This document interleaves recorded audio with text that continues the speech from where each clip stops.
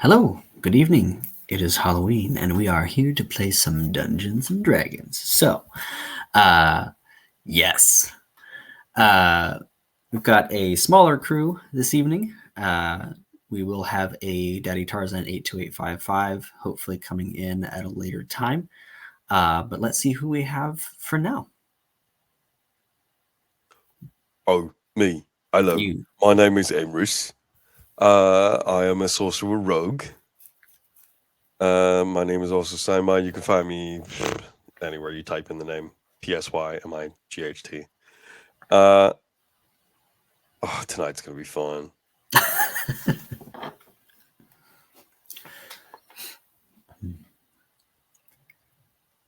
On to Xenia. Hey guys, I'm Zia, also known as ZiaVolt.cos on all social media. I play Xenia, who is a Beastmaster Ranger and legendary Pokemon Master. He is a good, responsible boy, and I have no idea what chaos happened in the last session. Actually, I do, but I try not to think about it because it happens every time. I have to leave early, and the party just falls into disarray. Grendel. I promise I don't do it on purpose. It's coincidence, Fire. pure coincidence. I Pure promise coincidence. Grendel doesn't do it on purpose either. Well, hello. My name is Taylor, also known as Nerdy Pinup Girl on most social media platforms, mainly active on TikTok and Instagram. If you like Smashable Monsters, D&D, special effects makeup, anything like that, cosplay, nerdy shit, you should totally give me a follow. But today I am playing the amazing 7-foot-tall Grendel Villalova. And she's trying her best is the only thing I can say. Is oh dear God, why did you leave us, Xenia? It's not his fault. It's not his fault. I wasn't blaming Xenia. It's just every time Xenia leaves, this happens. Something happens. I swear to God. It hurts. It hurts. Mm-hmm. Happy Halloween. Happy Halloween. Perfect session for that, I think. We're going to go ahead and start off with the announcements for the week so we don't have to do it in the middle. So Tuesday, as far as I know, we have a Edge of the Empire campaign with our dear friend Daddy Tarzan 82855 DMing that. Wednesday, we are still putting together. Would you like to talk about your campaign briefly? We're still putting together casting for Valley of Endless War. We had someone have a scheduling conflict, so we're down to 2 currently. That's 4. We're working as fast as we can to get people in. Yeah. But still, I can't wait to start it. It's gonna be fun. That's gonna be very fun. So stay tuned for that. Tales of Vardin again next Thursday, I believe. I don't think I have anything. And then from there, on November 2nd, where Dimensional Dial is coming back in some form or fashion. So excited. Taylor, do you want to fill in the lovely people as far as details of that? Because I do not have that. So November 2nd at noon Central Standard Time, we are going to finally be bringing back Dimensional Dial for a 1-month campaign. Also, by the way, hello, I am Mothman today. But outside of that, I am really excited to say that Dimensional Dial of Dr. Diago will be coming back officially for a once-a-month campaign, and it is starting on November 2nd. With Borrow, Xanthi, Petrichor, and Clucky, as well as I believe it's Fairuz that you play, Dia, as well as the amazing Ren, who also plays, I believe, a Janai. Oh, she plays a Janai, but she also plays like a different kind of monk, No, the name is Janai. oh my God, no, you're right. No, their name is Janai. But no, we are currently in the realm of air and sand, and technically in Borrow's realm. So if you are wanting some Borrow lore that all of us have been dying for the last 2 years, you should totally join the Dimensional Dial of Dr. Diago. Absolutely. So that's this Saturday. So excited. So I've pretty been full week. so long. Yes. Dimensional Dial has been gone for far too long. So yes, we have Tuesday, Thursday, and Saturday this week. So catch those shows on To Be Diced. But yes, as far as this campaign is concerned, last time there was quite eventful.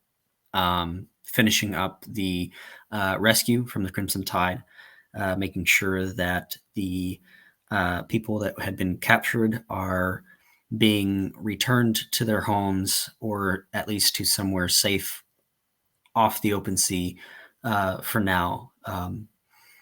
The party had been pursued by some Hellfire Harpies that were mounted with little magman elementals as they closed the gap and made landfall with the ship. That gave the fleet of the Iron Tempest the opportunity to close the gap and begin their siege on the Pale Lady. And that's where we pick up tonight. Tales of Vardin, to be diced.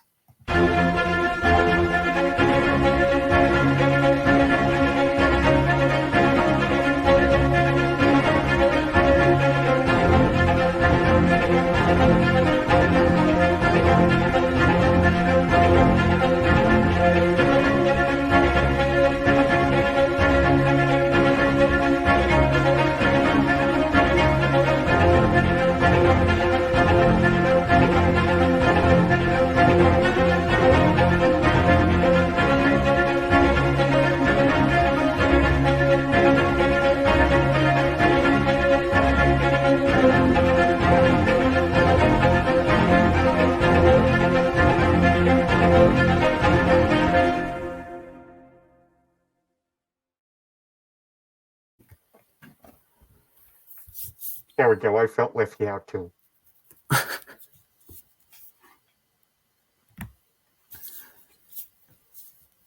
It's the only mask I have in my house. It's not picking up my crown, and I'm really sad. I'm Mothman. If you can't is tell, part of we're my playing on chocolate Halloween.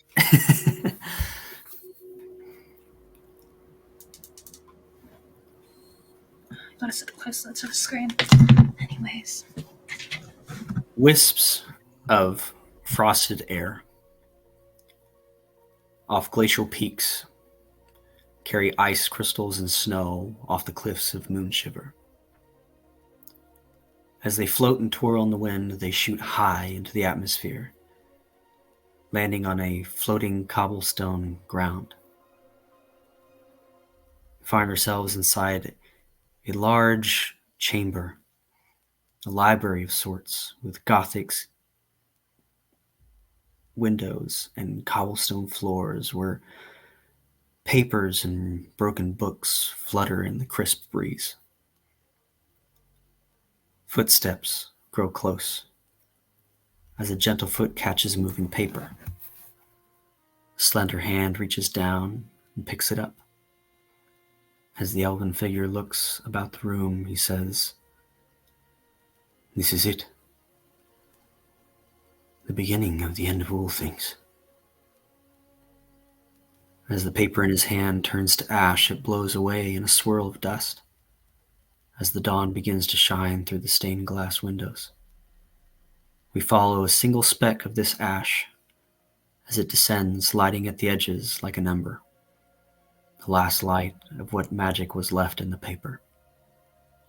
As it falls to the floor on pale wooden planks amongst thousands of other pieces of floating ash and cinders, we hear, coming into focus, rising voices, the sound of cannon fire, battle commands. Captain William is below deck as the crew rushes around, manning their positions. Millie has left with Aveline with the promise of saving her. So my question to you three is, what are Grendel, Emrys, and Xenia doing?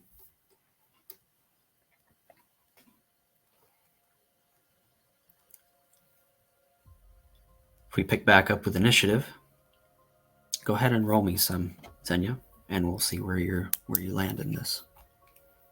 That is a 15. 15. New initiative. That's for Xenia. I still have your guys' initiative from last time. I was Okay, supposed to be cool. like, oh shit. Xenia, you are up first in that initiative.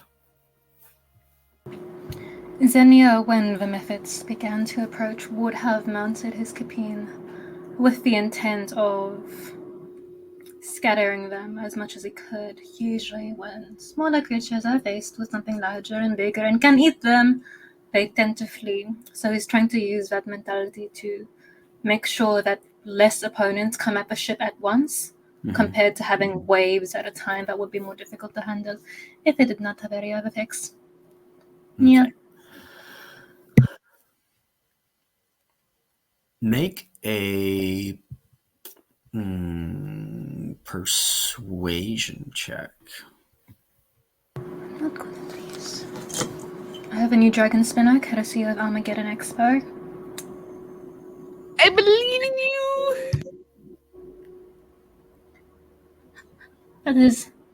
That's a flat 12. Flat 12. I have no modifier to charisma.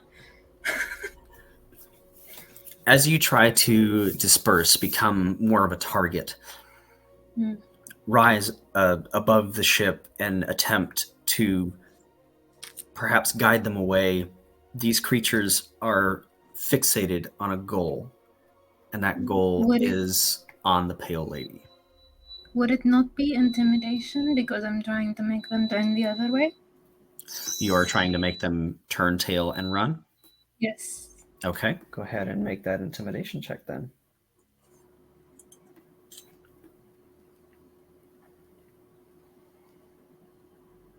Oh, that is a 19.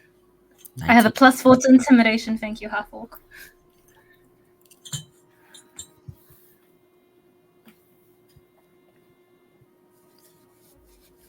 You cause pause for a moment. You've gained some time.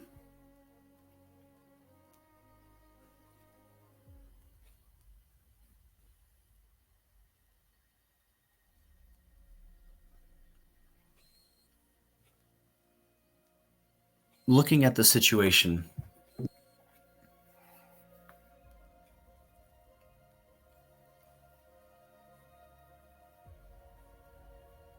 they're going to be difficult to deter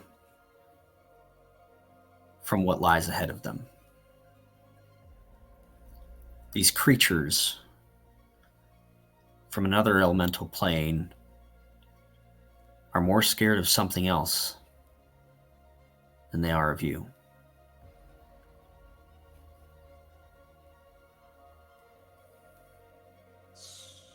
What else would you like to do? Is their behavior, are they targeting like the people themselves, or are they just swarming the ship? They initially, for the first few rounds, have swarmed the ship, taken out a few of the threats, but it seems like they are beginning to search the ship at this point. Are they saying anything? In Ignan, yes. So I if do you not speak, speak that. if you speak primordial, then you would be able to understand these creatures. I do not. Okay.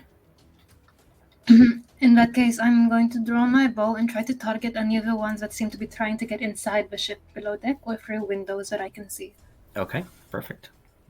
There are a couple at the top of the stairs. Okay. Does a 14 hit them? Let me pull that up real quick. They're right here. 14 hits. And That is 6 plus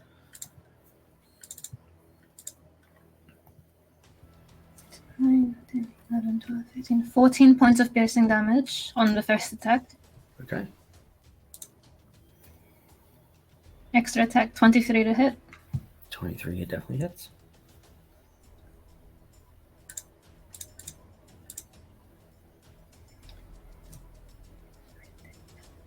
$13 points of piercing damage on the second attack. 13, okay. Let's see. At that point, where would you say you are, Emerus and Grendel? Grendel is in the center of the ship. She has been trying her best to do her ship thing until she lost her shit and cleaved somebody in half. So she is currently in the center of the ship, and all the aftermath is there as well. So you would not be close to the target that Xenia took shots at them. I would say no. Unless like she is within like 60 feet of any of them. No, Xenia would not be hitting Grendel.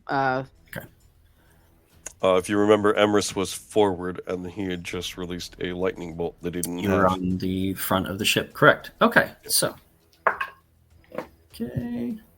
As this magman is dropped with 2 shots from Xenia, they explode in a burst of fire and magma in a 10-foot radius, causing the ship to increasingly be more caught on fire. Smash. Anything else, Xenia?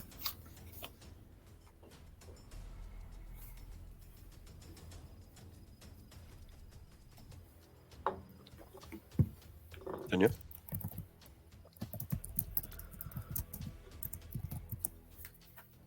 Oh. Yeah. Could you repeat that, please? Do you have anything else you would like to do on your turn? No, that will be me for my turn. Okay. I am commanding those to stay in the air for the time being. Perfect.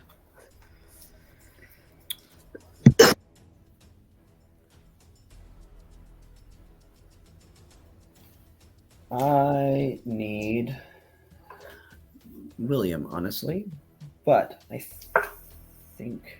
Okay. Can one of you roll me a d20, please? I'm gonna let Xenia roll the d20.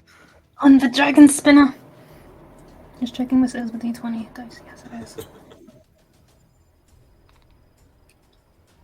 That is a 10. 10. Okay. Okay. So that is their turn there.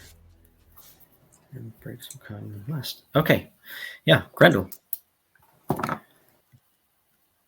It is your turn.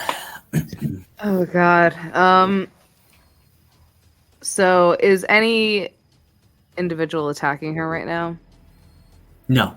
They seem to be running past, flying over, and more so heading towards where everyone is being funneled to the portable hole to get them out and off the ship.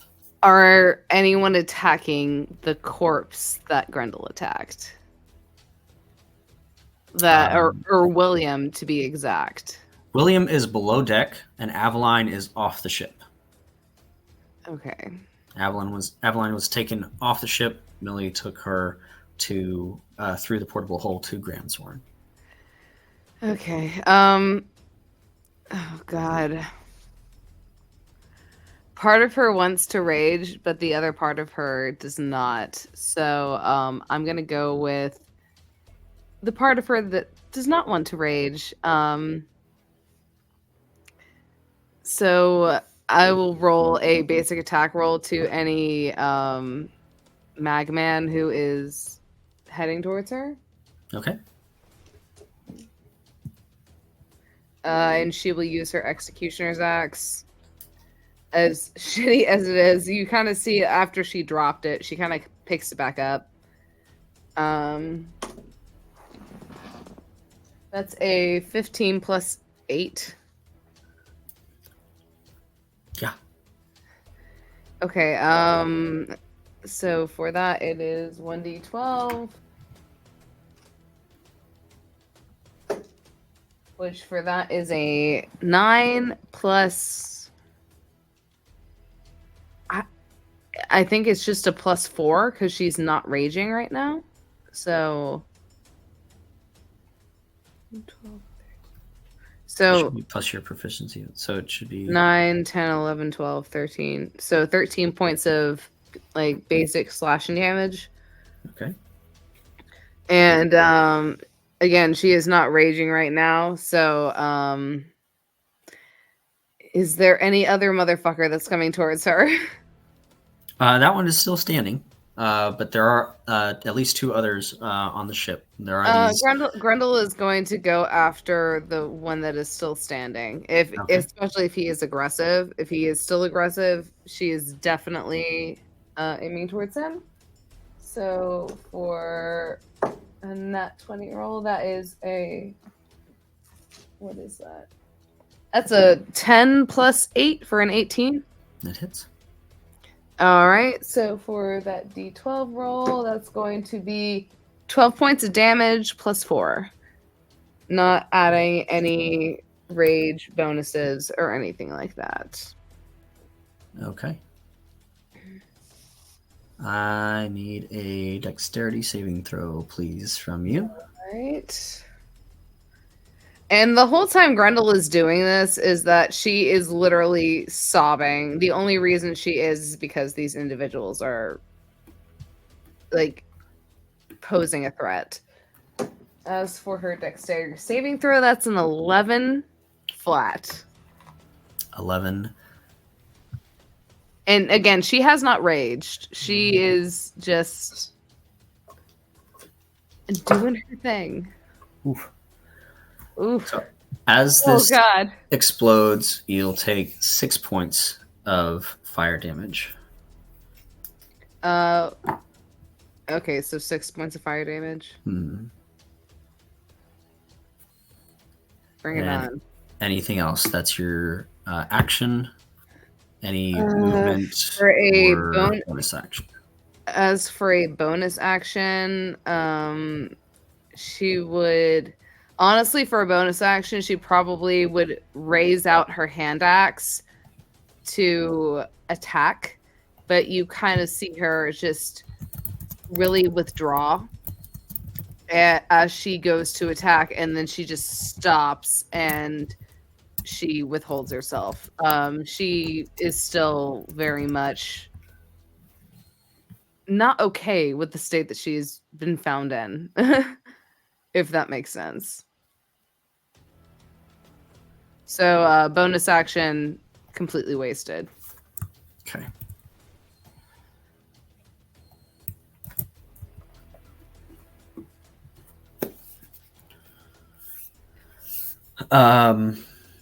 Okay, so we have a group going in between Grindel and Emrys. So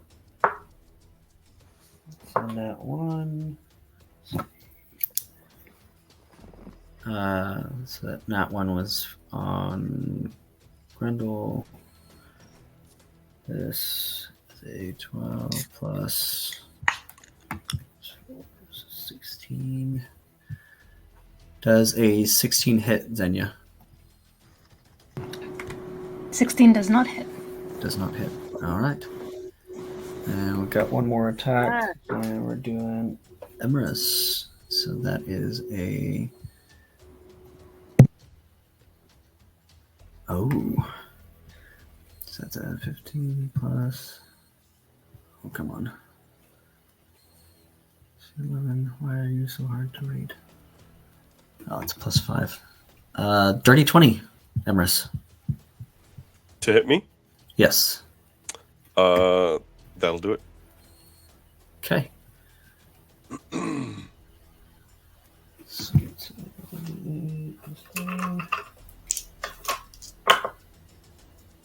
12. So that's 12 points of slashing, 3 points of fire damage, and you gain a second stack of burning. And you feel a hard, hot knot begin to form in the pit of your stomach. And your veins begin to have a burning sensation. It is your turn. It's interesting.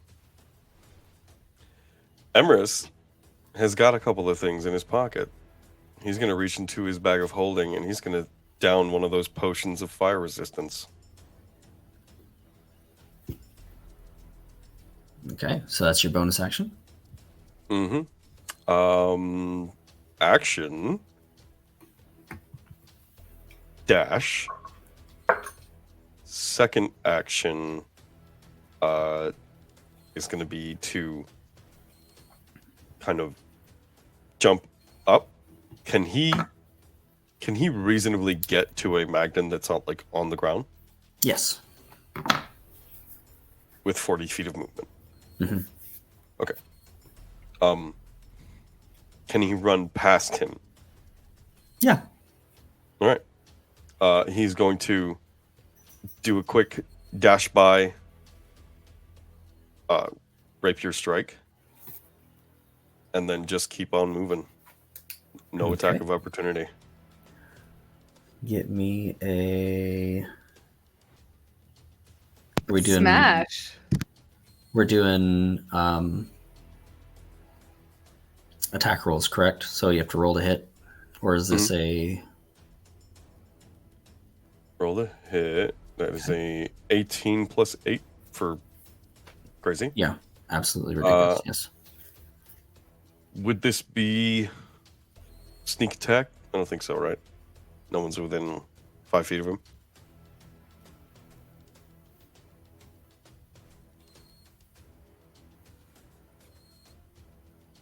I would either have to have advantage or an ally within 5 feet. Right. Do you have advantage with haste on? No. No. Not straight up advantage. That doesn't give you advantage. Advantage to dex saves, yes. Oh, okay. Yeah, I wouldn't say that there's... Okay, so it's just a straight damage. So just straight damage, yeah. That is 7 damage as he blows by. Okay.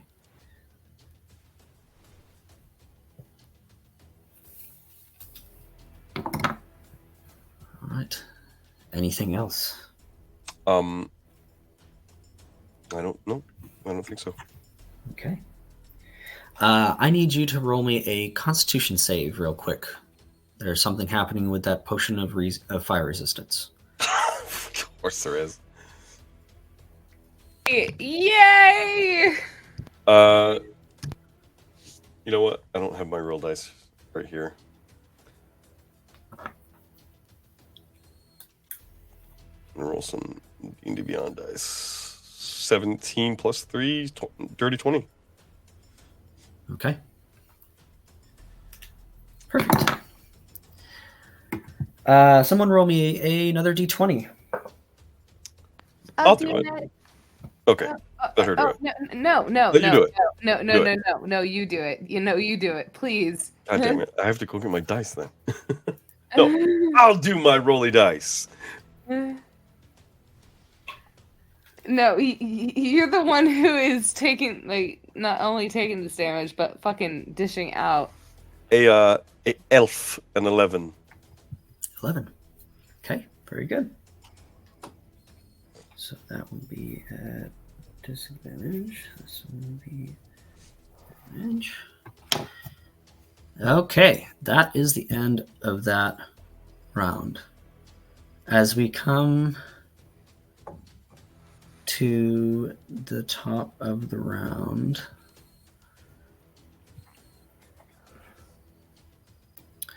the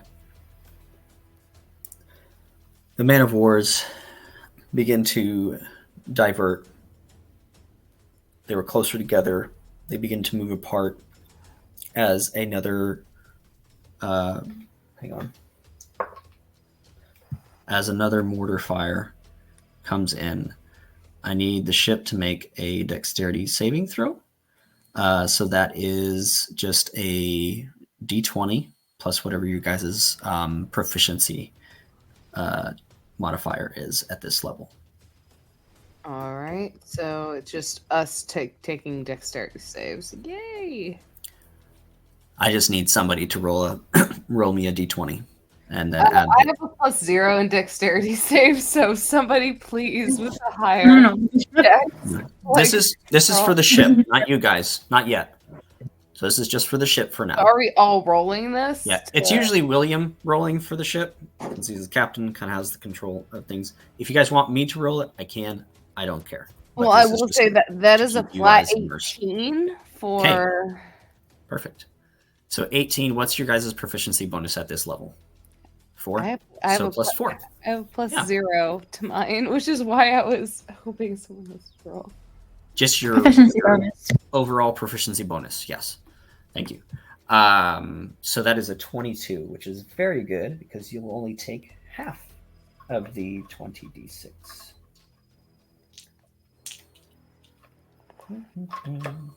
We only take half of the 20d6. Oh, that's so nice of him. Ah.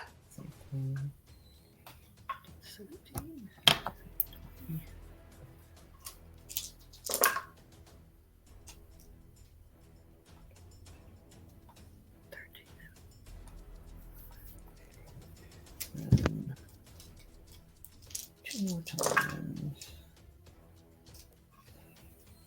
8, 14.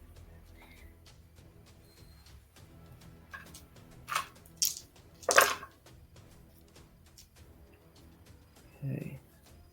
12, 17, 22, 26. Okay, 14 plus 8.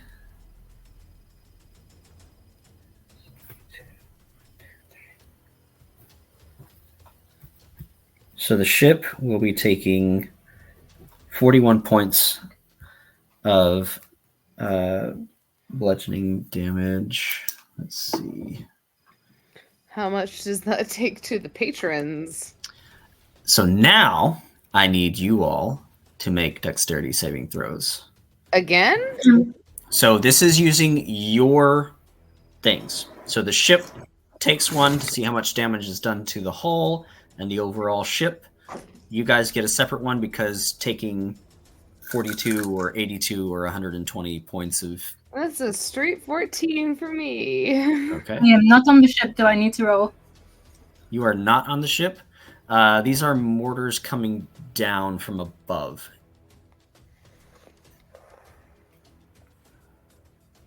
If it was a broadside, then no.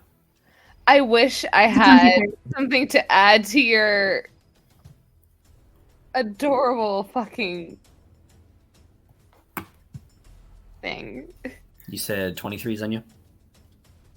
Perfect. 14. So that's your fire damage. That's your bludgeoning. Okay. So 12, 17, 20.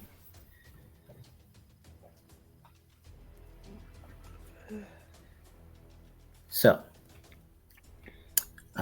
just need a save from Emerus, but I'll keep that right here. That's 20 and 5. So, Grendel, you'll be taking 20 points of bludgeoning damage. 20 Xenia, points? Oh god. Xenia, you'll take 10, and then 5 points of fire damage to each of those. So 10 points of bludgeoning damage and 5 on top of that? For Xenia. For you, it's 25 total. Okay. I'm terrified. Emerus, I need a dexterity saving throw. I got advantage on those. Sweet. And remember, you all have inspiration for this evening's game. Don't forget that. 14 plus 7, 21.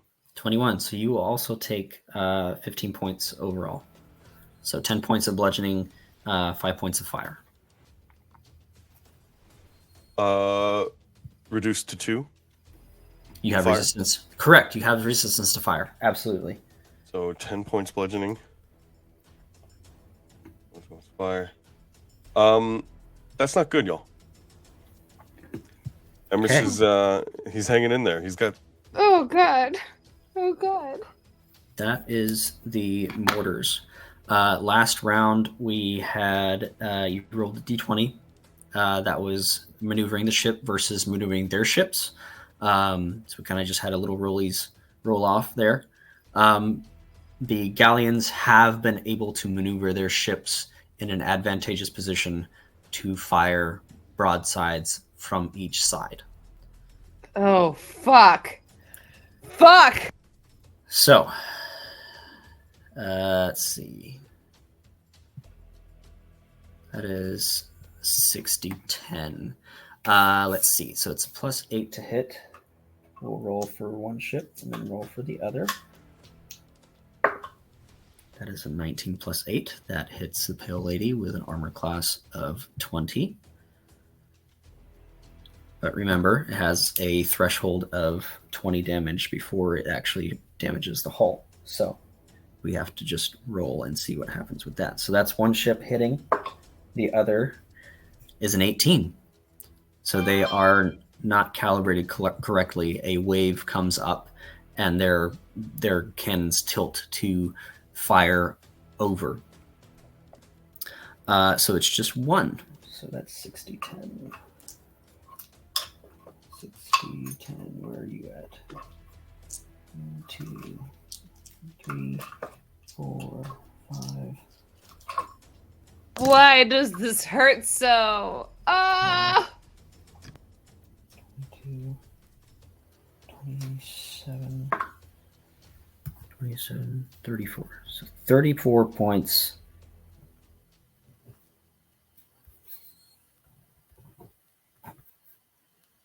Five plus the 50. Yeah. The Pale Lady's not looking in good shape. Out of a total of 200 hit points, 125 have been taken out.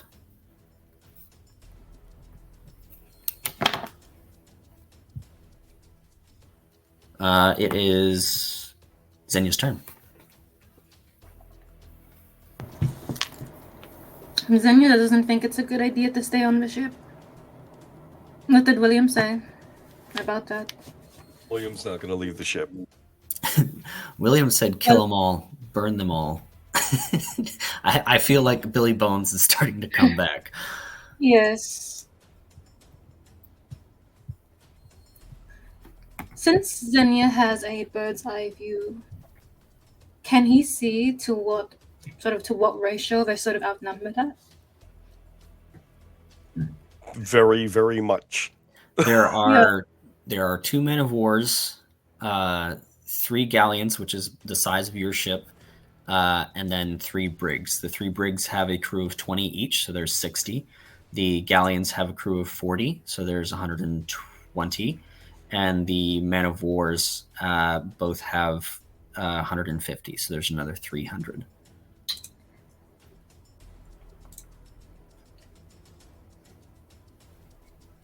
The DM is trying to kill us. I remembered I had something on me. Thank you, Millie. Do it, Zia! Do it, Zia! Let's go! Oh. Which is the closest man of war? Closest man of war is 1,000 feet out. 1,000 feet out? Mm-hmm.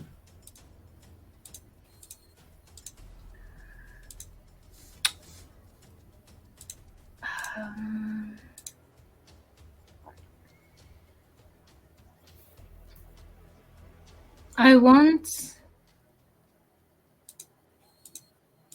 want Durza to try and get me as close as possible to that. I just don't have how much movement he has if he dashes. With a lot of ground to cover. It is a lot of ground to cover. We will say, just for the sake of brevity, and you're not spending rounds upon rounds upon rounds, what do you want to do? And we can work with that. I want to drop Alchemist Fire on their deck, specifically over where their cannons are. Okay. You can definitely close the distance. There is just rolling smoke and sulfur gas from the close volcano. Plus, it's emanating from them as well in just this terrifying, sprawling area. These men of wars are metal-clad vessels, and as you get closer, you notice that they don't have mortars like what you have on the Pale Lady. They have 3 lava golems that are just slapping together these big molten rocks and chucking them.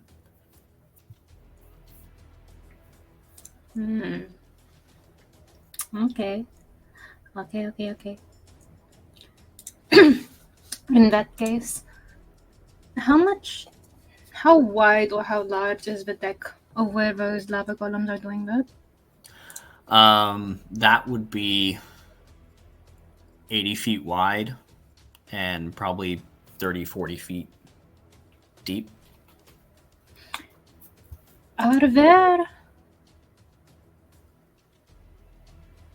Do I get the impression that there's sort of like metal covering these ships, but the interior would still be wood? The interior would still be wood. It's the outside of it that it's clad with metal.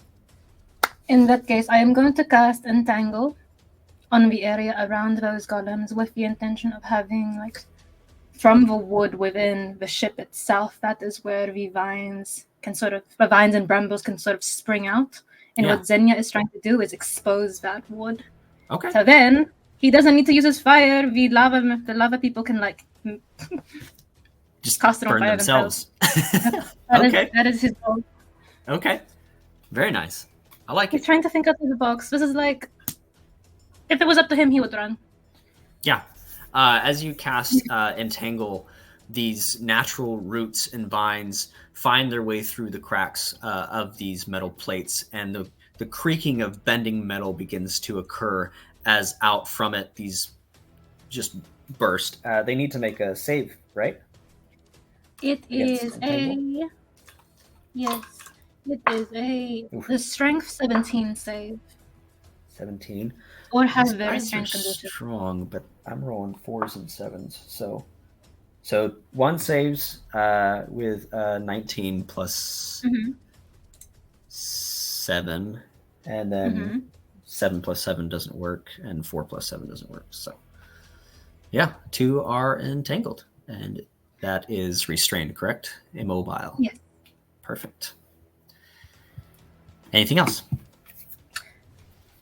No. And then I'm going to stay out of sight. Okay.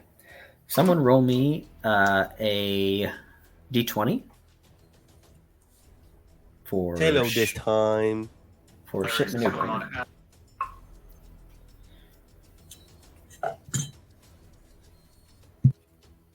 Who's rolling a d20? Me? Anyone. Okay, fine. I'll roll a d20. I'm so sorry, y'all. Is that a 1? That will be a 17 flat. 17. Okay. All right. Very nice. All right, Grendel. It is once again your turn. You have at least 3 Hellfire Harpies and a Magman that are within your movement speed.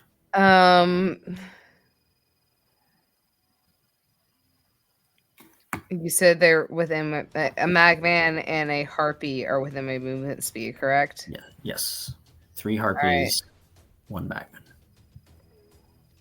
All right. So Grendel is currently terrified to go raging at this moment, considering the most recent situation. So I'm just gonna have her roll a basic attack roll with her hand axe or great axe. So that'll be, I guess, a +8 normally. That's a 17 +8. Yep. That hits. 17. All right, so that's still just 1d12 damage roll. This is for your hand axe? This is for my great axe. Oh, great axe. Okay, perfect. Yeah. Great axe. And for that, that's a straight 12 damage of just straight 12 slashing damage. There is a +4, but I only think that's for her raging. No, that is your proficiency bonus, your proficiency with that weapon. So you'll add that to it. So it's 16. And you're 16 points of damage in total. And you're attacking a harpy or a magman? The nearest target that there is. So if a magnum is close, then yeah, you just see Grendel raging, and not raging, but like angry crying. Yes. Angry mascara running. I get it. Yeah. Like mascara is running down her face. She's just like, I don't understand what's going on. Let's go. And like that is Grendel currently. Okay. I need another dexterity saving throw then. Oh god damn. As another one falls to the mighty Grendel. For that is only a solid 12. 12? So half. 2 points of fire damage as it explodes. Grendel takes it as she, like, you can tell that she doesn't, she's not taking this as like rebuttal. She is taking this as, this is kind of what I deserve. She is trying to take any front of damage that she can when it comes to this situation currently, but aside from that, she's horrified.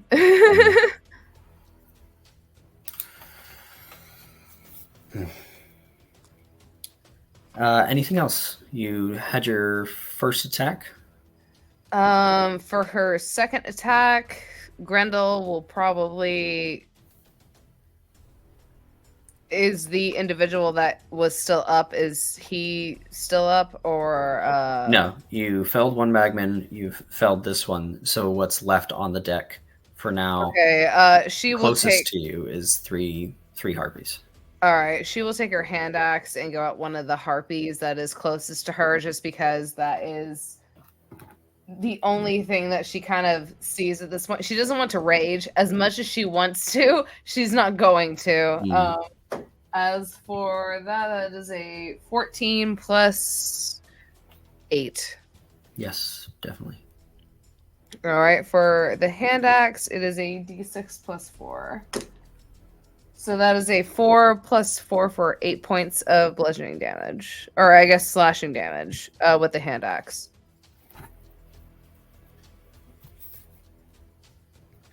And you just kind of see Grendel. She is still sobbing as she is attacking, and she...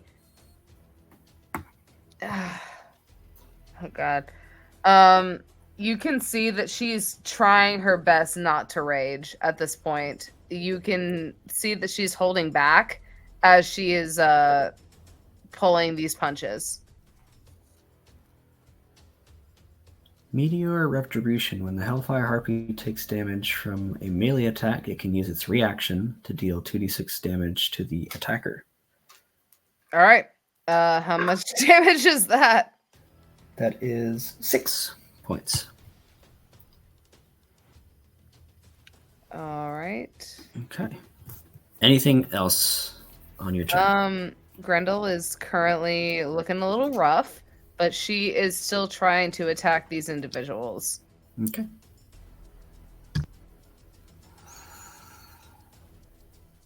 The 3 harpies that are aboard, seeing one of their own come under attack, will be taking all 3 of their attacks towards Grendel.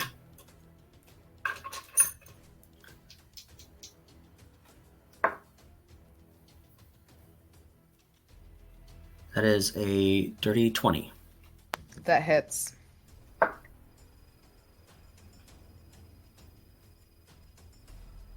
That is a 24.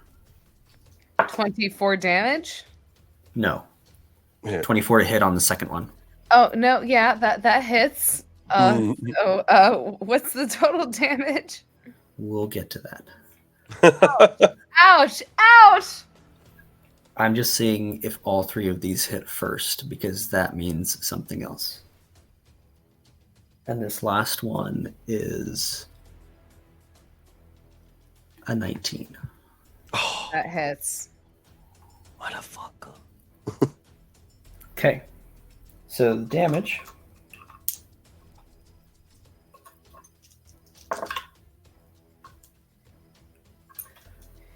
It's 14 slashing, Okay, and what else? 9 fire, Jesus Christ. So and you get 14 3 stacks. plus. Yes. So 3 25. stacks of burning. And you get 3 stacks of burning. With each slash that comes through, you feel the inside of your chest pulse with heat. So I'm taking 25 damage in total. So that's 14 and 9. 14 and 9 is 23. So I'm taking 23 damage in total. All right. Mm-hmm. And the rest I just feel fire, correct? With each slash, as it comes through, you feel the inside of your chest swell. A hard knot intensify in the pit of your stomach. And on the third,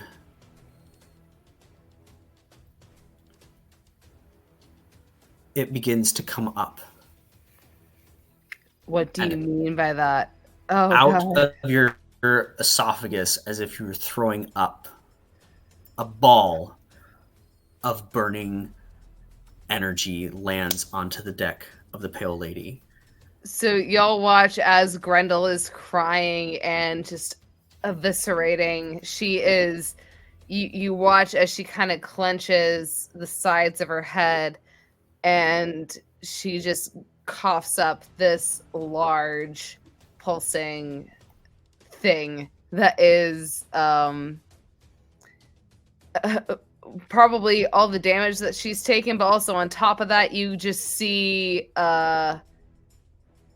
it's weirdly a part of Grendel that you are not used to. You just feel hatred and putrid from this mass as you see Grendel struggling to take it in or completely give into it.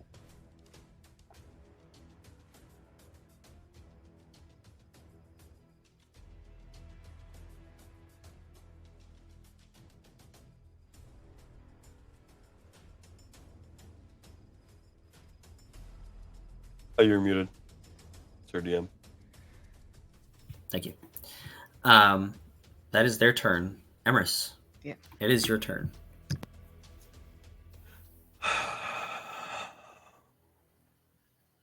Emerus is seeing Grendel get harrowed by these foul fire creatures. And he's going to raise his rapier and start to charge. When his rapier drops from his hand, he drops to his knees.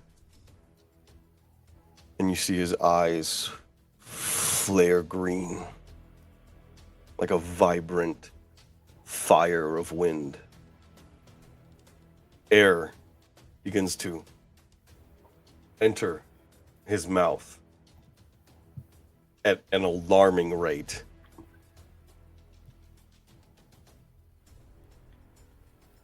And he begins to speak in a voice you've not heard yet.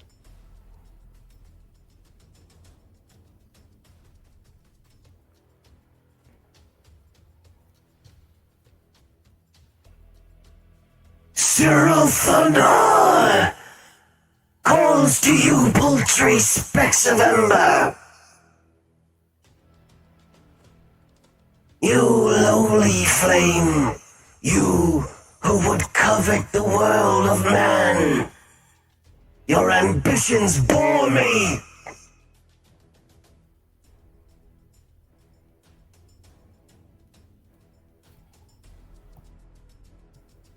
Who is this Cinder King that he would not remember that even on the plane of fire, wind is needed for you to burn? Remember your place.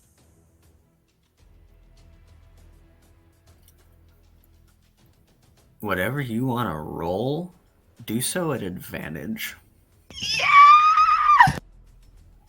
That would be intimidation.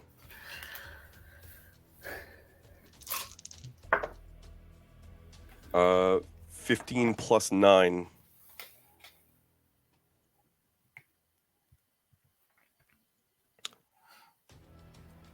How far does this go? It What's is the a reach? booming voice. It would have the reach of a thunder wave, so 300 feet in all directions. Okay. You would be able to hear it as if you were standing right next to it. An additional 900 feet, you would hear the echo. Okay. Okay.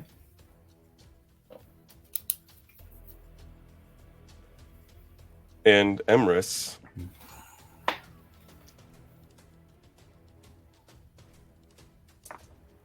goes unconscious. As your eyes light,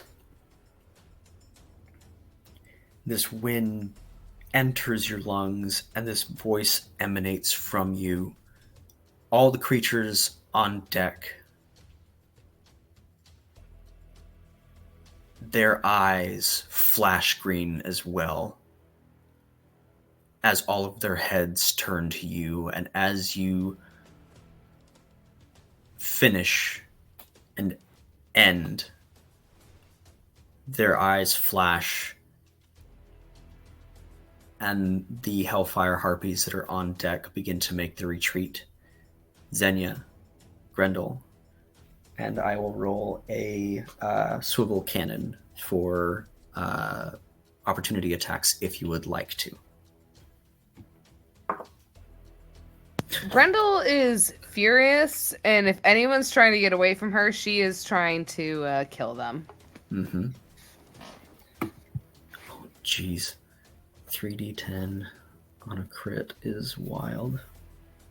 What? What? So Swivel Cannon got an natural 20. So one of these birds is probably exploding. 8, 4, and 3. 12, 15. Jesus. 45 points of damage from the Swivel Cannon. Okay.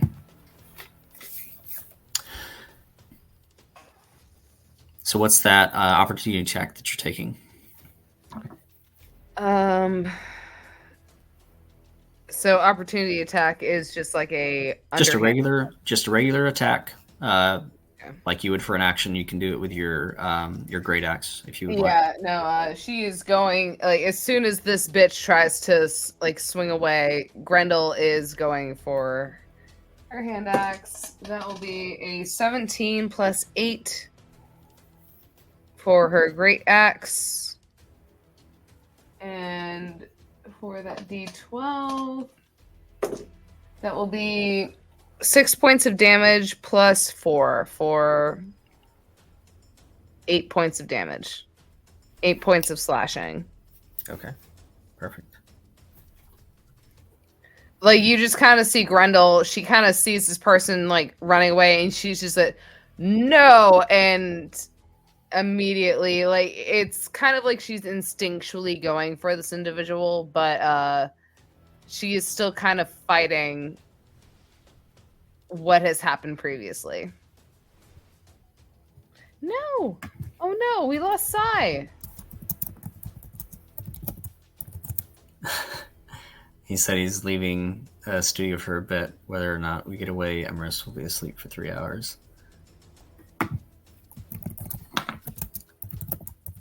Okay. Let's see.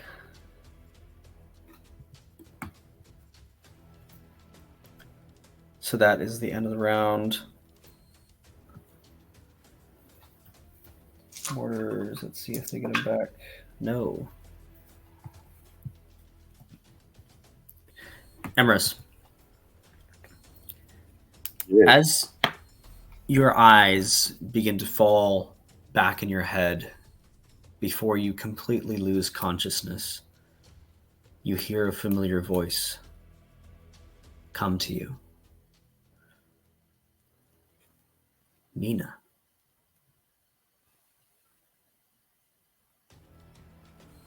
Emrys, I need your help. It's Finn. And that's when you lose consciousness. You wouldn't hear the rest of the message. What it's Perfect about, timing then. or anything. All you know is that it's Nina and Finn. What did you roll for the unconsciousness? I rolled a d4, and that was the amount of hours he would be out for. Okay.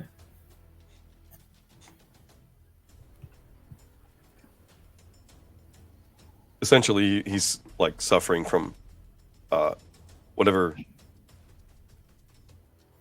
like hypoxia is 2 max oxygen Yeah. Not in one's enough. lungs. Not enough. So whatever the opposite of that would be, times 10. Ooh. Yeah. So He he's got a case of the bads. the bends, pretty much. No. Just the bads. He got a case of the bads. As you fall unconscious, Emrys, it is the Brig's turn. They will be attacking at disadvantage with their swivel cannons.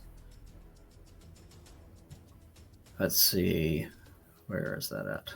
Small Brigs. Oof. Nat 1, a 13, and a 12, as all 3 of them miss.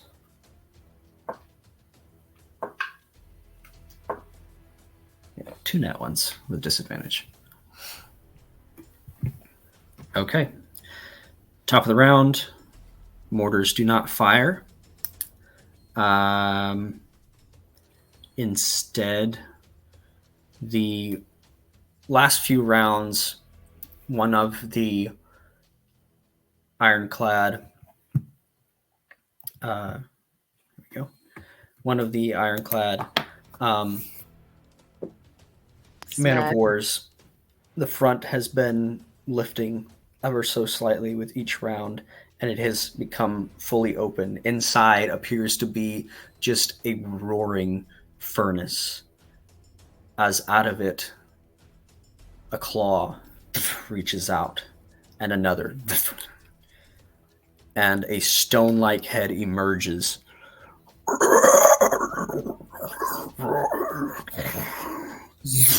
And grabs the front of the ship and lurches out. As it does, wings unfurl and spread just magma.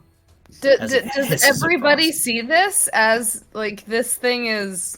You would see this bright furnace-like light off in the distance, a loud roar, Okay. and All this creature begin to emerge. So that Smash? is Smash, the but Man of goddamn. War's turn. William and Xenia are on the same initiative. Since William hasn't been here for a couple rounds, we'll say, well, let's see. Who's got the higher dex? We'll just go with that. Just keep it fair. I only have a +2. +2. Oh, +5. +5. All right. Will, you are up. It has been 2 rounds, I believe. The ship is sitting on 75 HP to the hull. Overall, not like that's all we have left. That's all you have left.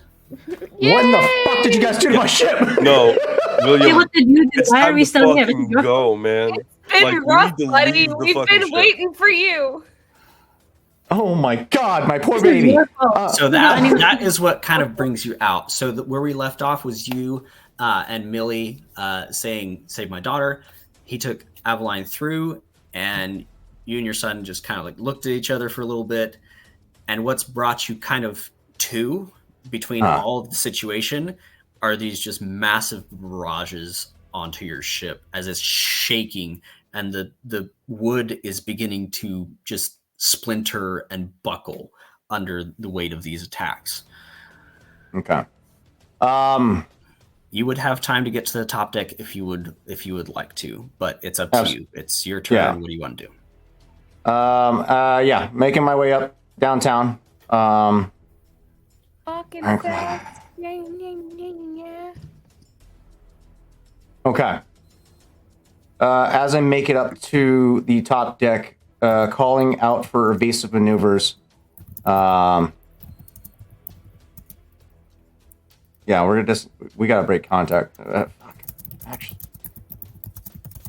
you said the mortars aren't operational right now? Yours are. Okay. Cool. There's fire How far everywhere on deck, and the man of wars are within mortar distance.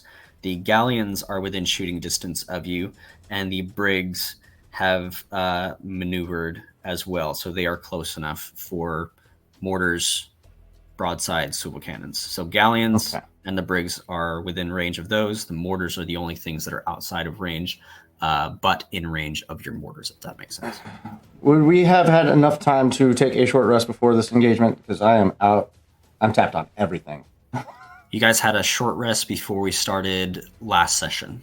Fuck. So, okay, never mind. I'm looking at the wrong character. Okay. I'm going to burn. So, still going to call for the evasive maneuvers to try and increase our avoidance. But I'm going to use tactical assessment to try and assess the terrain to better favor, get us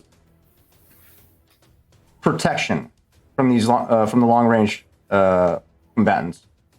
So what I'm looking for is a tactical assessment, either investigation, insight, something that's going to increase the likelihood of the ship being able to survive this onslaught and get us away from them as expediently as possible.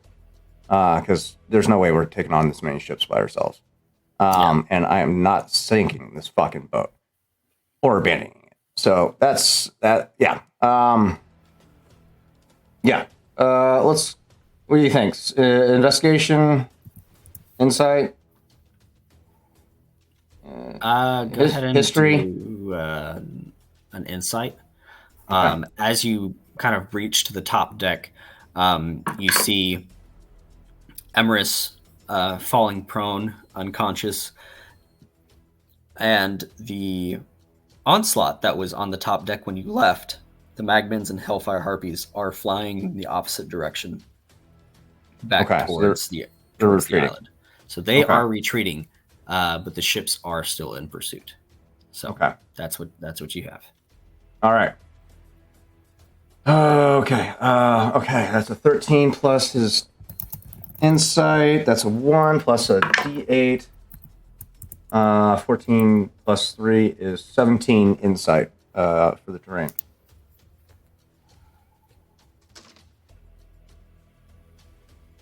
I'm just looking for a way to protect the ship from any direct fire.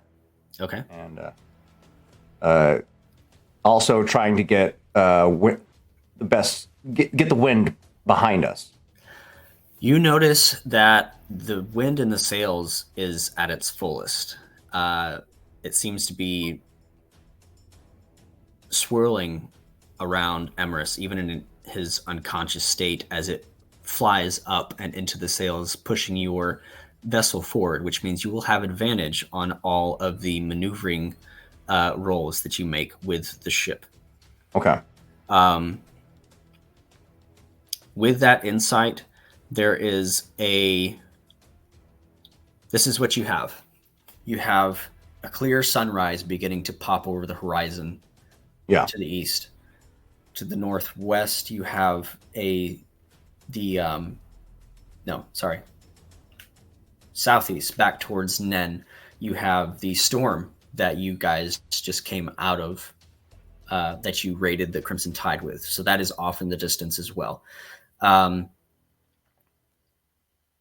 To the, what is it? Port, starboard, left and right? Yeah, starboard is left, port is right. Okay. So starboard, off the bow, you have a group of jagged rocks, and around that area is a current as well. So if you can successfully get it into the current and maneuver through those rocks, you could probably put a decent amount of distance, but also put a lot of barriers in between shots. Slowing them. Okay. Yeah. Also, is that a choke point? Well, if they try to pursue us, will they have to funnel in? If they were to follow you in, they would have to funnel in probably 2 brigs wide. So a galleon would have to funnel single file. That's brigs perfect. would have to go in there. Side by side. Yes. So, William will direct the ship in that direction. Turning to Xenia, unload all. Xenia's not on board. Ah, fuck! Shit! No! Who's up here with me besides Emrys, who's down right now? You are basically alone with the murderer of your daughter. Okay. Oh, fuck. You're technically alone with Grendel, who is somewhat back, but not really back. Okay. So have fun with that. It's fine. You've got Grendel, you've got your son that can help with one leg. With one leg. And probably a handful of crew on deck. And yes, so steering the ship in that direction. I still have the portable hull. Okay, so unfurling the portable hull. The portable hull is being used to filter people off your ship. Oh shit! So it's still open. Good. Yes. Even better. Unload every barrel of gunpowder behind us, covered in tar. Okay. Once we get to that choke point, once we get to once we get to that current, I want to offload the barrels directly behind us, creating a makeshift minefield. I'm gonna shoot that fucking shit as soon as those ships come up close. Okay. So then for William, I need a ship handling check. Okay. And Grendel, I need you to make me, if you're the one helping. Yeah. A dexterity check. Let's do strength. Oh, a strength check? That's something. Vehicle handling is a 15. That's a 19 plus 4. That's 23. 23. For Grendel. She's overcompensating currently. So you grab a few of the men that are left, and anyone that is willing to help. Throw them down. Begin emptying the portable hull, and they begin to assist you in covering tar. So that will be next round, dropping them over the side. But you successfully get, we'll say, 10 barrels. Perfect. Oh, fuck yeah. Slathered up in tar and ready to drop. And then whoever can get Emrys, get him the fuck back up. Xenia. I would like to so William, just so you know, Xenia has gone after one of the men of wars, so he's sort of hovering above one of them at the moment. He's on Durza, who's going to sweep downwards, and he's going to replace his first attack with a Fey Hunter bow in favor of dropping Alchemist Fire on their sails. Ooh, Smash. I like that. I like that. I like that. That's good. And I'm still concentrating on the entangle that's around the lava golems, but it's now burning through the ship. Because he's gone and exposed the wood instead of having metal plates all over the place. Yeah, I'm targeting the sails. So he would have to swoop in within 20 feet of that. I don't know if sails can make a dexterity saving throw. But you know.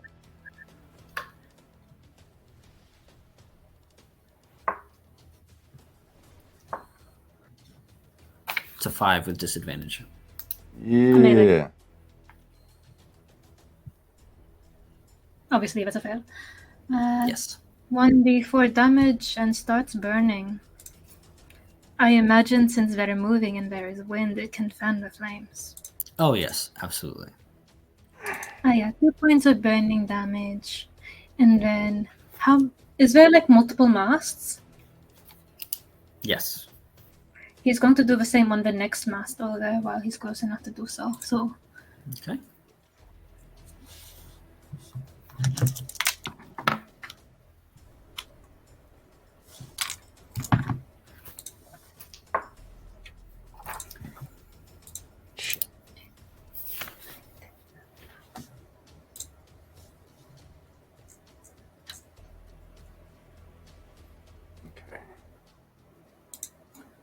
I need to find there is a sheet. I want him to, like, as we're swooping by, he might as well sort of make a claw attack. I don't know if he can do that. Flyby. Yeah. Jump. Can he do that? And lift talons! As we're swooping by, Durza is going to make a attack.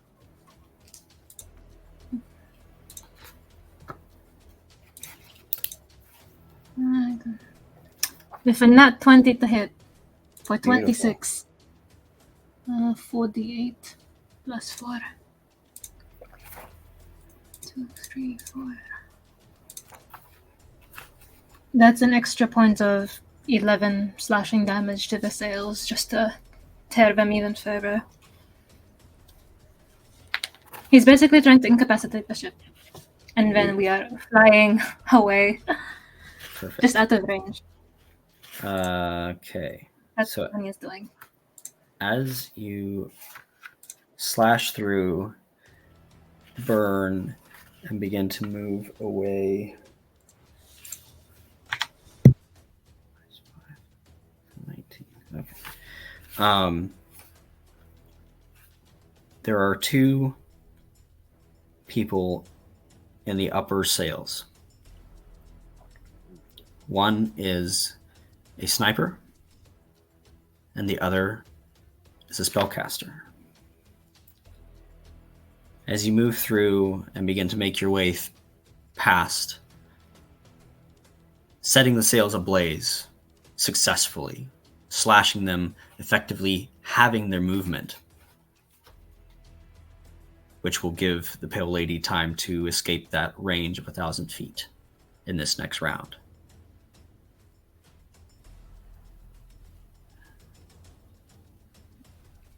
Three blasts of the Eldritch variety hit Durza with a natural 20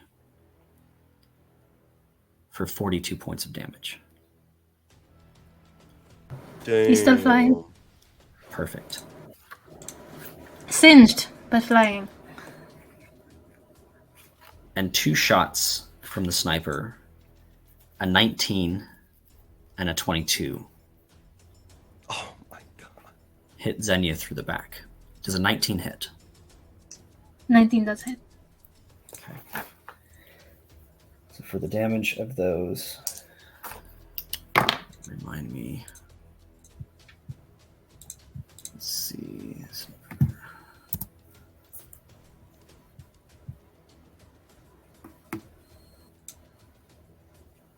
And the stack, so.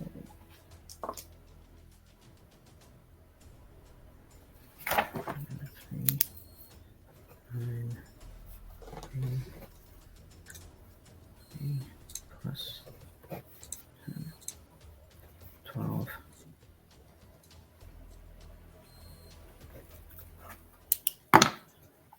$42 points of piercing. Yep. Still fine. As you fly However, away. I did fail my concentration check for the entangled. So the brambles and vents sort of retreat back into the deck below as if they had never been there. But the damage has been done.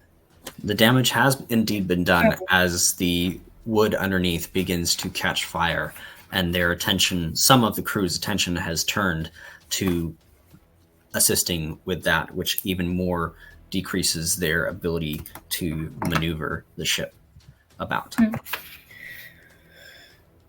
That's me.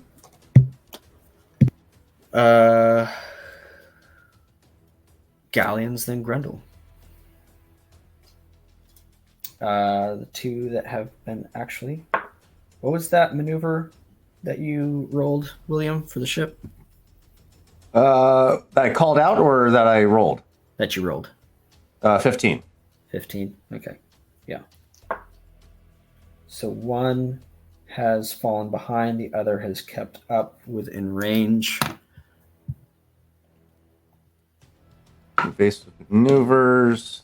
That gives them. Give that +6 to hit. So they're going at you with swivel cannons. It's allowed them to disengage. Okay. It's a 17 plus 6, which is 23. So the first one hits. Yep. That is a dirty 20. 20 hits as well. So that is 60-10 bludgeoning from these swivel cannons. It's 5, 2, and 3. That's 8, 10.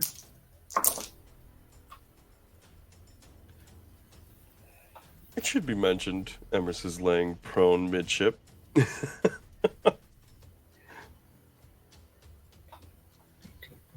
Well, the swivel cannons are only hitting the back of the ship, thankfully, but Yeah.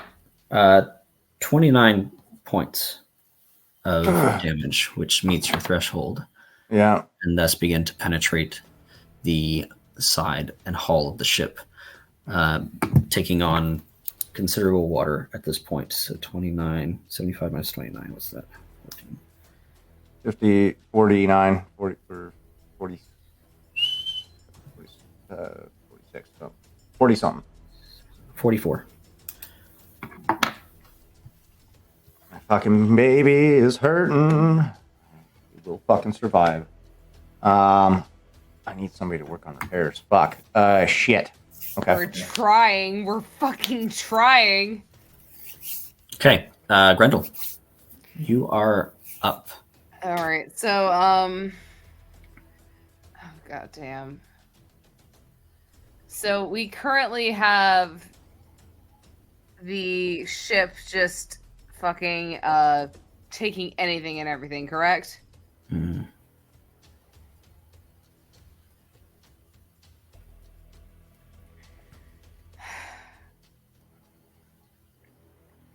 Evens or odds? I'll let your party decide. Evens or odds? I hate these. I don't like these. It Party, always leads to decide bad things. evens or odds. Fucking odd. I'm going odd. I'm an oddball. Okay, so that is a 16. So that is odds. It's even. evens. So Grendel, Taylor, that's even. Odds are prime oh numbers. shit, no, 16. 16 is evens. Oh god. Oh no, Lord. Okay, so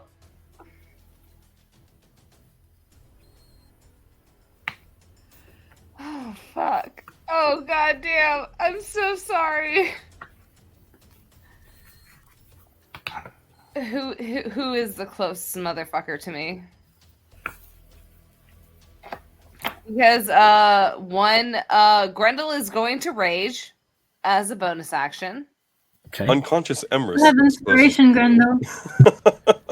Yeah, you still have inspiration, dog. No, Grendel still has inspiration as well, but I'm not trying to use it. Go ahead and roll me a D100, please. Oh dear. Um, Oh, that's right. Fuck. So for the attack roll, it was a nat 20. You gotta do the percentile, dude. For your rage. Who are you attacking? Are you attacking with your cannon? She is attacking with her her executioner axe. Is there anything on the deck to attack? No, the intimidation check that Emrys rolled before going unconscious was effective, and the creatures that were assailing the ship have left. Now, if you would like to attack with your cannon, 67.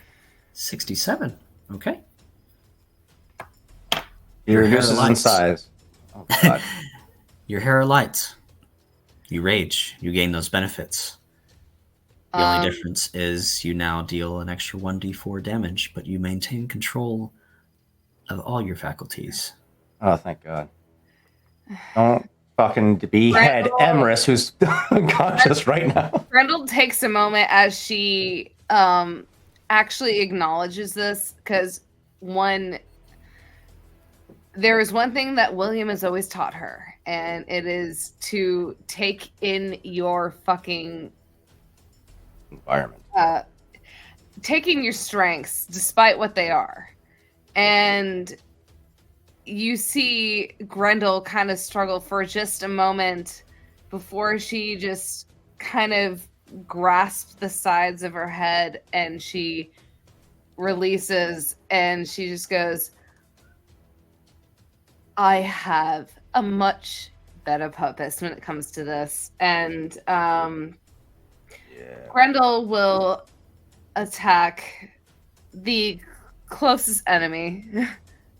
Okay. The closest enemy would be a brig, a small vessel off the port side of the Pale Lady. All right, so bonus action. I'm going to run up, pick up my cannon, and for an action, I will reload it. If you allow an action to reload all of them, or Yeah. all right. And so for my singular action, I'm gonna fire this cannon at the closest fucking motherfucker that is within range. So you spent your bonus action on your rage. If you want to reload as an action, then that's what you can do. Since you didn't take the attack action for your action, you only have one action and one bonus action movement per turn. You have two attacks per action. All right. I will take that action to reload it. But as for my actual action, is there anyone within sight that I can just hit with an axe? Not on the vessel, no. Not on the vessel? No. The swivel cannons are loaded, so if you want to push somebody off a swivel cannon and go for that, then we can do that. Get some damage downrange? If the swivel cannons are loaded, Grendel would probably go and grab one. She would use her bonus action or action, her first action, to reload the cannon. But then she would immediately drop it and go to a swivel cannon because she is looking for blood. So that is that's an 11 plus, I'm guessing 0, because it's a it's your dexterity. That's right. Fuck. No, it's not improv. You have proficiency. You have proficiency with firearms, but it is would be a dexterity, so it would be plus 4. So 11 plus 4. For my dex? I have a plus 0 to my dex. Right. But your proficiency, you have proficiency with firearms, so you would use your... It's a plus 4 to your attack, so whatever you roll, plus 4. 13, 14. So that would be a 15? 15 on a brig. That hits. All right. Oh, smash! Okay, what do I roll? That's Roll 3d10. 3d10 plus 4. 3d10. 3d10. Nice. All right, give me a Nice second. work. Good work, Grendel. She's trying. She's really. I had to get an ice cream too. I have a boba popsicle. It's so good. It's so good for me, like texturally. The boba is so soft. Making me jealous. I ain't got no ice cream. I got Yeah, I don't- booze. I don't have anything in my freezer. Smash. All right. D10. You By the way, thank you everybody for not abandoning ship, even though we are on our last leg here. We're trying. We're fucking trying. Last orders of our captain. So, 3d10, you said, Chris? Mhm. All right. That is correct. We'll make it out. I know we will. If I have to call on Mila or fucking what's his name? The dragon guy. Oh my god. This is not looking good. Can I use second wind on the ship?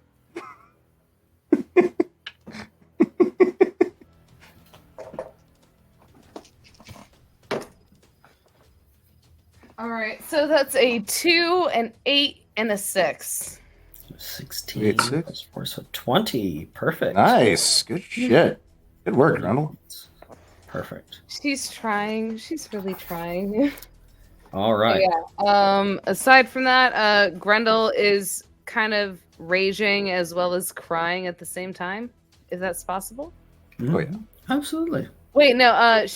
So I did do bonus action rage. Do I need to roll a d100? You already did. that. You That's rolled why a you're 64. able to control yourself. Oh, okay. Yeah. Oh, we added add a D4 of fire damage to that attack. Oh, yeah, I forgot about that. I imagine whenever she like grabs a new weapon, That will be 4 points of fire damage. So 25. whenever she grabs a new weapon, I just imagine like Ghost Rider style, fucking Yeah. enveloping into flames and cracking. Absolutely. The end That's of the barrel right. just superheats and yeah. I love it. Emrys, Oh god. Unconscious. unconscious. Grayson, go get this motherfucker back on his feet. What comes to mind in your unconsciousness? Emerson is having visions of Finn in the middle of a room,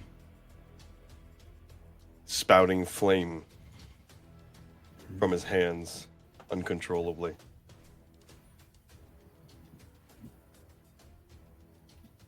And he's dearly worried about his son.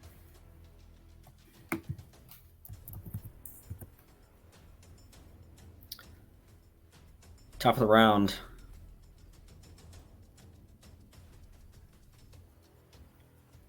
Off in the distance, a magma drake unfurls its wings and is headed this way. A bright spot in the sky begins to dull to a cherry red as the roars get closer.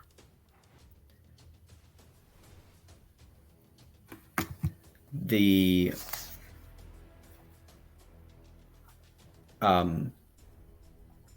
men of wars are no longer in range for mortars.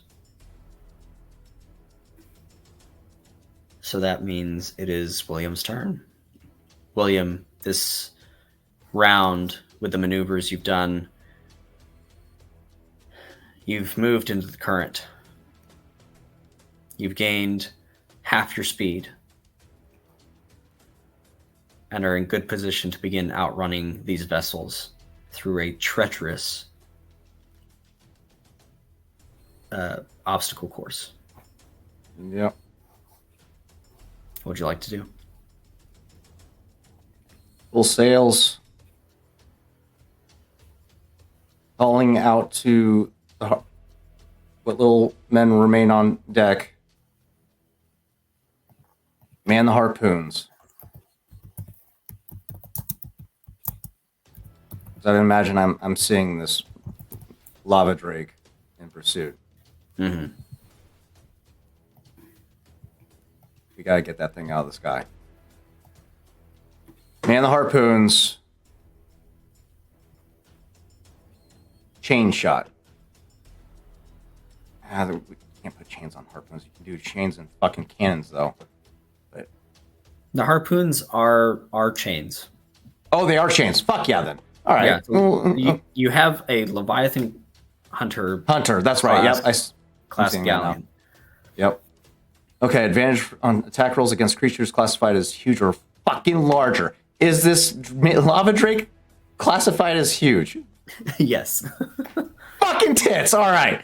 All right, cool. Main focus still maintaining our escape, but once this creature gets in range of the harpoons, we're launching our assault. We got to get him out of the sky and stop him from pursuing us. So, yeah, main focus navigating these waters. I'm reluctant to say it, but at full steam. Just fucking, Okay. Um, Like I said, Harpoon all team. your maneuvering checks are at advantage, thanks to Emirates. which cancels out my exhaustion if we're using the 2014 rules, or if we're using the 2014 rules, it just gives me, or the 2024 rules, removes the -2 to my d20. Which one? What are we using currently? We're still using 2014. We've been using 2014, so Still using 2014. I think we've taken a couple things from 2024, but we haven't switched over everything. fully okay. I am very unfamiliar with it. Got it. So it's still working with disadvantage on ability checks, which navigation would be considered as. So I'll be rolling on it flat. Okay. All right. Cool. That's fine. That's fine.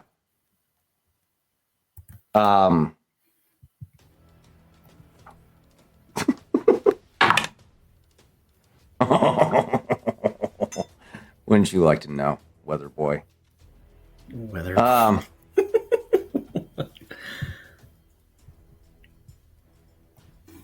got hair in my mouth. That's for William. I gotta figure out what this is gonna result. Give me 1 second, guys.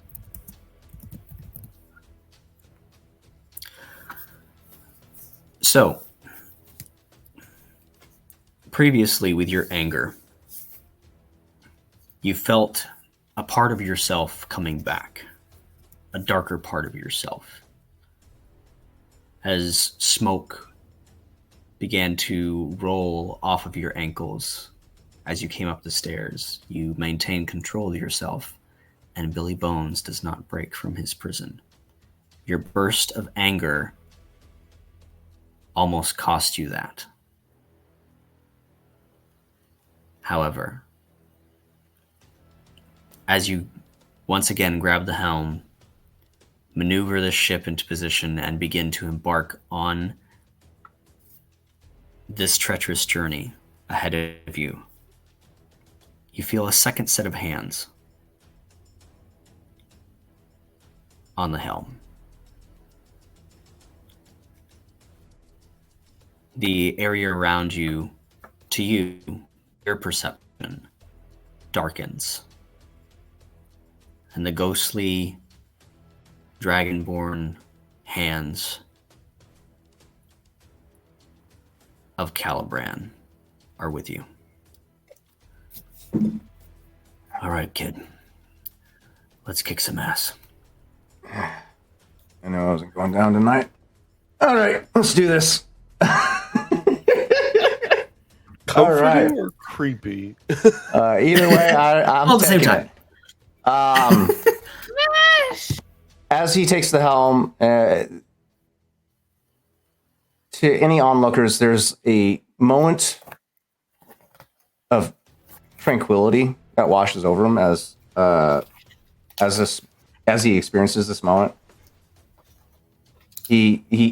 or not necessarily tranquility, but recentering. He focuses in. He's locked in. He knows his purpose, and he connects with the Spelljammer helm, and gives out the calls. Okay. Turning to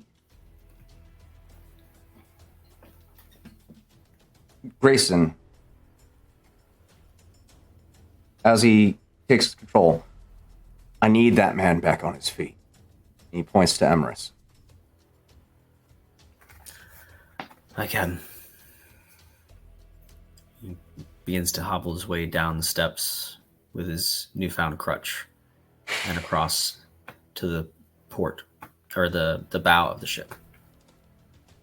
Oh, he's got a long way to go, Yeah. kid. It's got a little ways, maybe a couple of rounds. My poor boy. My poor boy. He's trying. He's trying.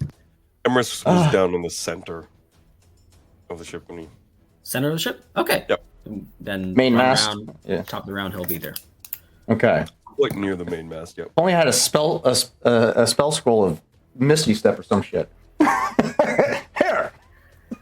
All right, here comes the ship navigation check. It's a nat fucking 20. There you Nat go. fucking 20 for a 25. Go. Calibran! What? All right. Go! Courtesy of the Cannonball D20, baby. Ooh. Look at that. Look at that. This is what I'm rolling every time I roll it for the Pale Lady. Beautiful. Yeah. Beautiful. Beautiful. Beautiful. Okay. You begin to maneuver through, closely avoiding sharp, jagged rocks that would otherwise destroy what's left of the Pale Lady's hull through the first section of this maze. Followed in pursuit by the brigs initially, as they begin to close in together into the same stream of current that you have. And that's when we start tossing the barrels. You begin to toss barrels out. You have a held action of chain shot from the harpoons. Specifically Once that for thing the gets in range. the lava drake, yeah. Perfect. The galleons, however, one begins to split to the left, and the other begins to maneuver to the right. So they kind of move around, and the brigs are following as they're more maneuverable and speedy ships coming in behind you. Okay. Cool. So we'll get some distance at least. That's good. Cool. Yeah, that's going to be my action. Bonus action. Bonus action. Actually, yeah, I need to do this because I'm fucking hurt. Second win. I'm fucking hurting right now. Oh god. Is it a bonus action or is that? Yeah, it is. Okay. It's a bonus action, yeah. Second. D10. Where's my D10? Please roll high. I need all the HP right now. Fuck you. 13. That's not bad. I'll take it. 13 HP. With that second wind. All right. At least I'm over half. I'm happy with that. And they, yeah, just focused on getting us the fuck out of range and breaking pursuit. Yeah. That's my time. Perfect.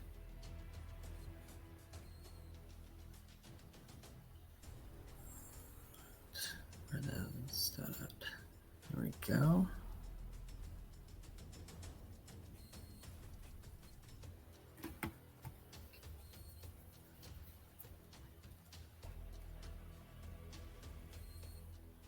Sorry. There we go. Got it. Perfect. Let's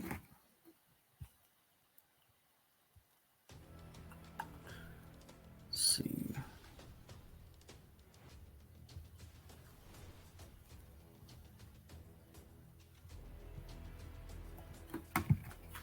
Let's see.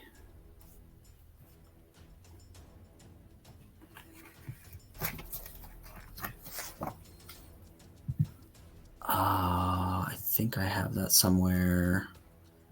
Okay, I will get you that on the break. Okay. Perfect. Wunderbar. Perfect. I think I have that somewhere. I just don't know. Right. That is, gosh, got some crazy. That is Grendel. You're up, baby. Who is currently near me? In pursuit, you have the 3 brigs that would be within range. You also have the first few barrels that have been put out that you could also destroy if you would like to. All right, so Grendel did take that time to reload her cannon, correct? Yes. All right, so Grendel is going to take those 3. Grendel is with tears in her eyes the whole entire time. She is going to try and give them Grendel's greetings. Yeah, she used it. She used the words. I feel so bad for her though, because she really has not been trying this. That's a 16 plus 4. Dirty 20. Should have more than just 4. Oh, your dexterity modifier. That's right. and also you have to remember she's not raging current. No, she is raging currently. She is. That only gives you +2 to damage, not to hit. Oh, so do 2d12.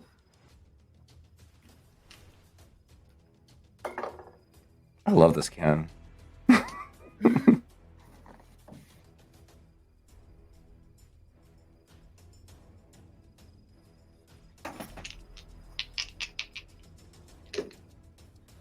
All right, for the 2d12, it is a 4 and an 11. 15 plus your dexterity with 0.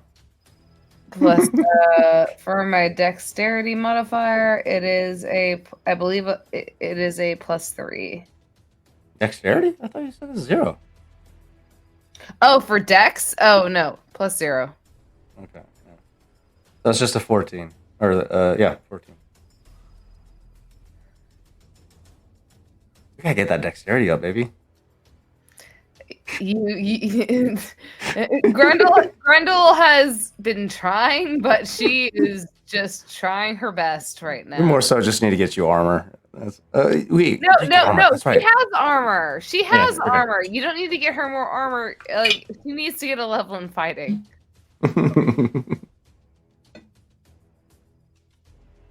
Oh man, this crew is awesome.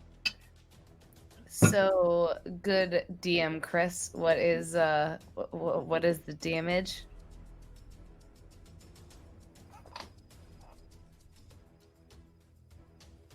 You're muted, buddy. You're shooting the barrel or one of these ships? She is currently shooting at the closest person to her. So the ships, yeah. Okay, the ships. They're taking on damage from what you're doing, but it doesn't seem to be slowing them very much at this time. But you are chipping away at their health bar, so to speak. You watch Grendel just kind of just get frustrated, and she goes to try and shoot another one for her second action. And for that, Got this.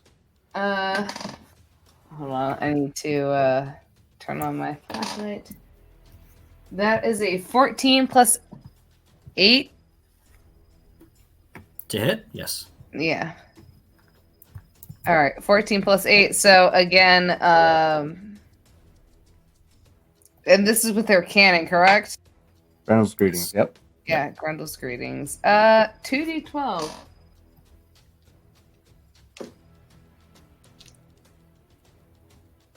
Where are you? There you are. All right, first one is a 6. Second one is a 7. 13. Now damage, baby. But I will say, as you were watching Grendel doing this, she is sobbing aggressively.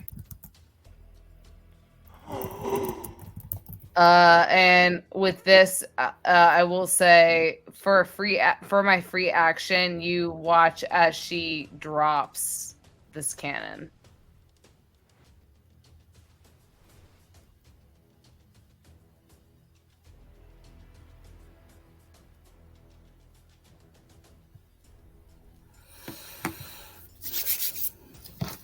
And that will be the end of my turn. Okay. Oh, I'm so gonna have fun with Briggs this. and then Emrys. Briggs will be using their swivel guns, so that's 2 attacks. That is a 19 plus 6. It's a 25. And a natural 1. To hit who? To hit What? the ship. Oh, 26. So only one of those hits. Only one of those hits. So 10. Xenia and Grendel. Xenia's bracer, as well as Grendel's shield. You can find them both in the D&D Beyond if you would like to add them to your inventory. I made a custom for that. Finally comes into play. Your damage threshold of 20 is not met. It's at 19.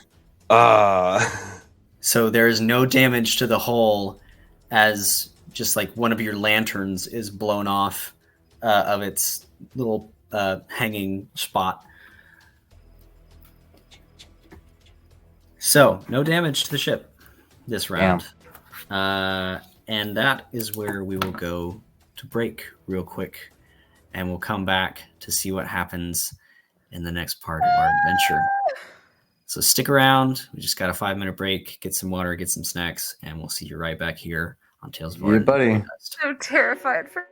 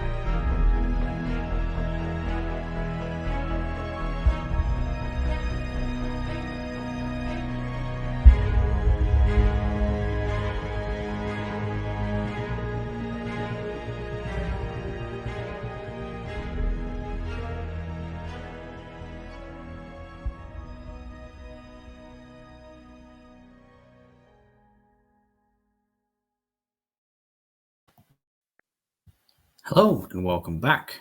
We're ready to jump right into our second half as we did our little announcements at the beginning as our new format. So that makes things a little bit more streamlined into the second half as we return to our party here at the top of the round.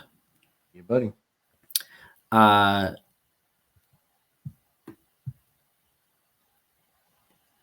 Let's see where we at here.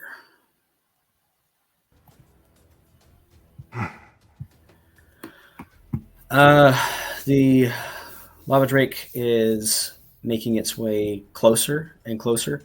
It will arrive next round. So with that, William, you are up. Eerie. I don't like that. The range on these harpoons. Let's see. Harpoon launchers are 200 feet. That's fine. We're fine. Okay.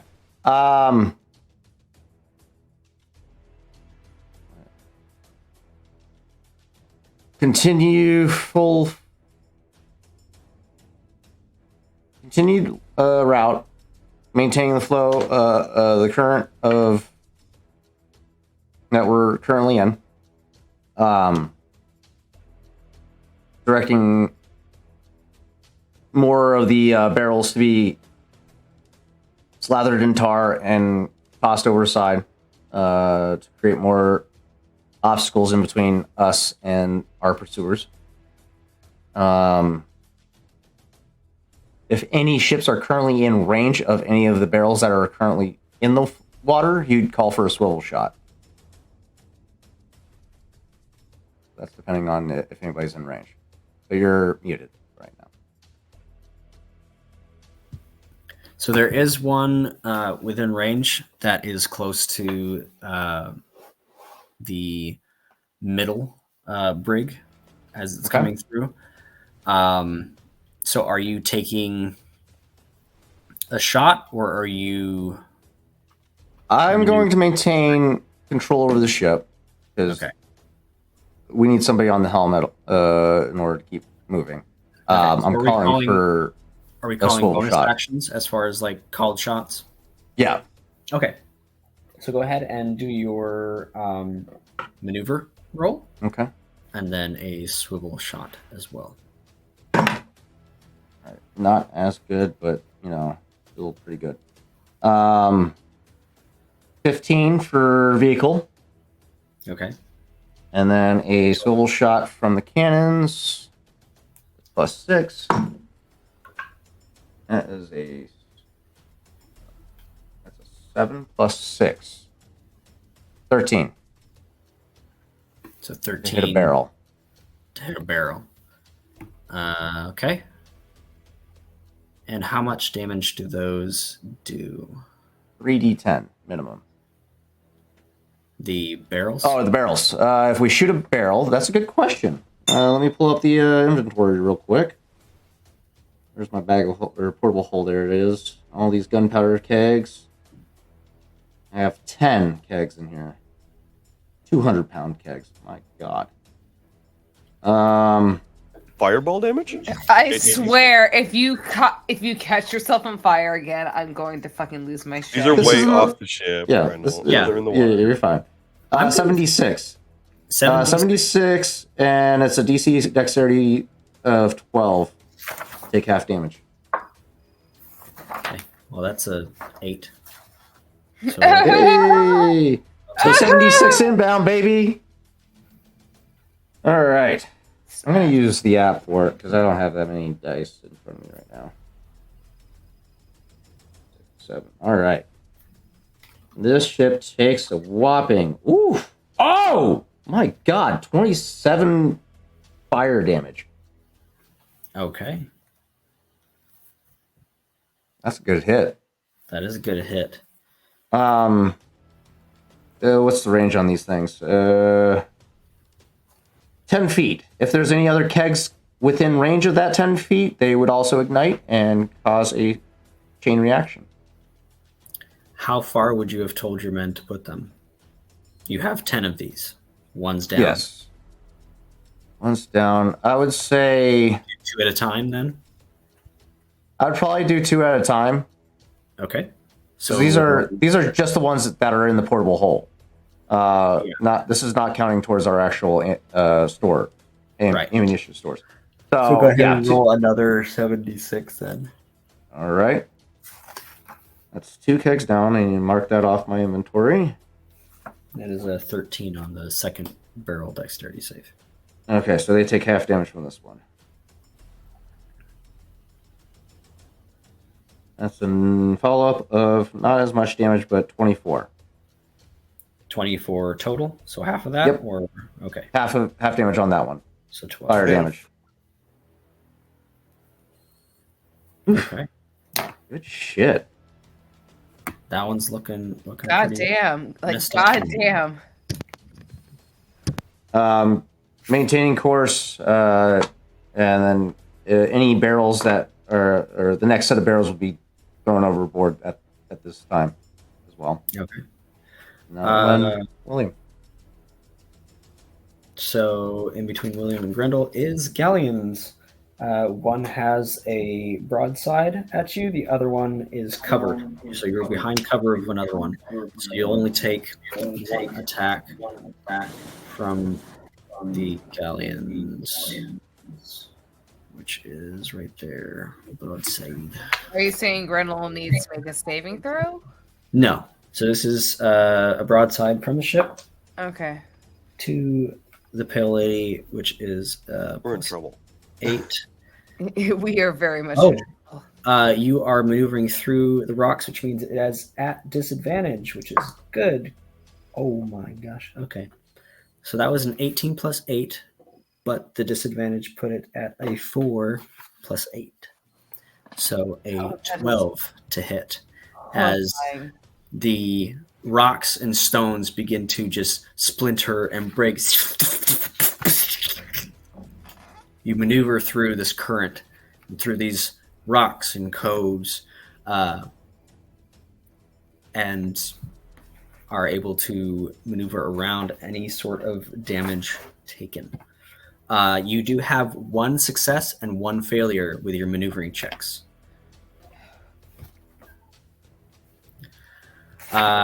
Grendel.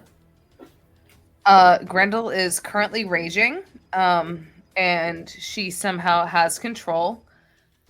I will say, who is the nearest fucker who is causing problems? You could probably hit the galleon that just fired at you a broadside, or one of the brigs that is following you in this obstacle course. Okay. So if As a man of war or a man at arms, you will have command over the broadsides.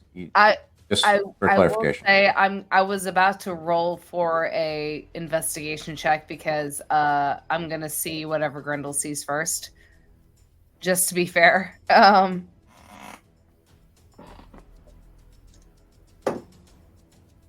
Oh, that's an 18 minus 2 for a 17? No, 16.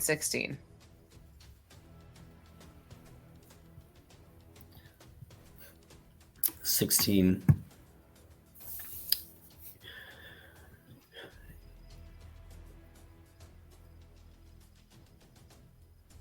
The William has taught you to assess the battlefield, and the brigs, they're getting taken care of between the shots of barrels and other swivel cannons taking pot shots at them. You have decent cover because of your location. However, the most menacing thing here would be the incoming lava drake. And where is that currently? It is coming up behind you very fast. All right. Due to my role, I'm able to see it, correct? Mm-hmm. All right. Okay. If this motherfucker is coming in. So, question. May I use my bonus action to load one cannonball into my Grendel's Greetings, or is that for the gunner feat? Yeah. You have proficiency with this weapon, and you can reload it as a bonus action.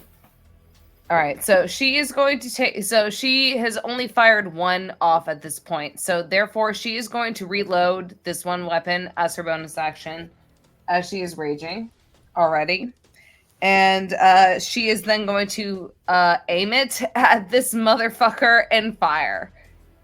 +4. Let's see how this goes. Oh dear lord. That's a 10 + 4 for 14. To hit. Yeah.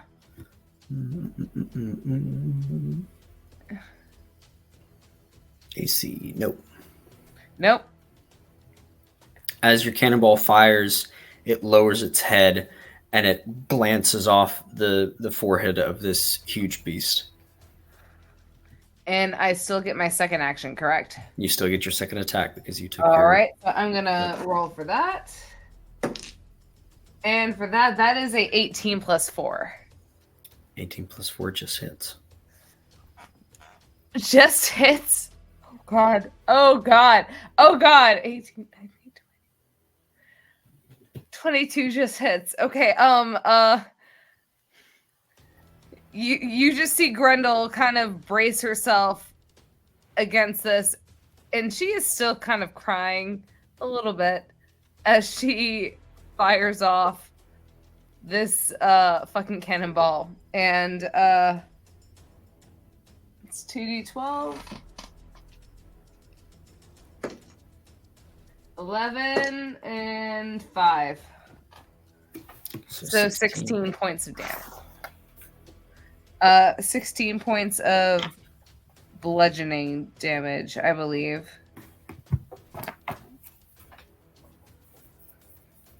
Force damage. Sorry, force damage. Force. All right. But that will be the end of my turn. And Grendel kind of just still holds on to her cannon as she is bracing for whatever is coming. Because she is terrified, she's horrified, but god damn it, she knows that if she doesn't get past here, she's not going to get her Helene. So okay. Emrys.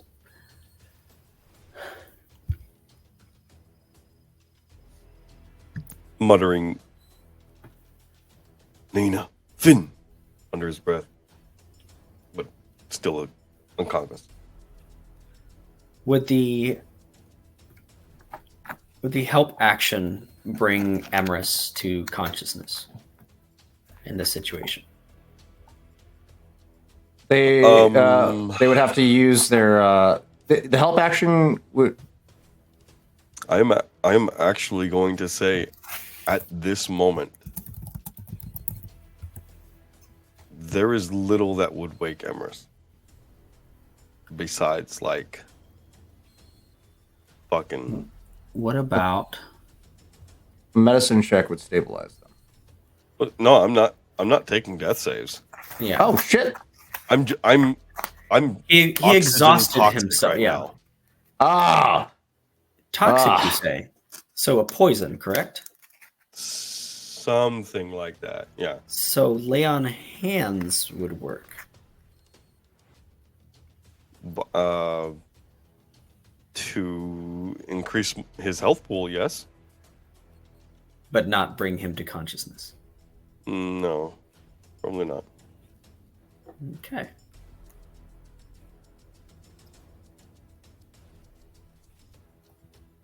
Okay, let's see. I mean, if he smacks a motherfucker across the face,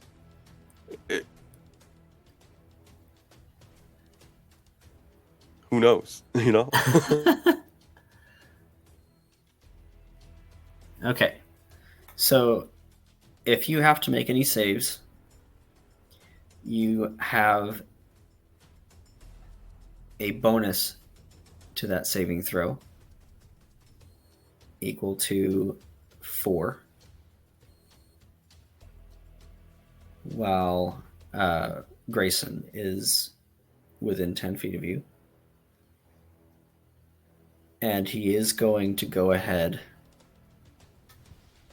and go with a lay on hands.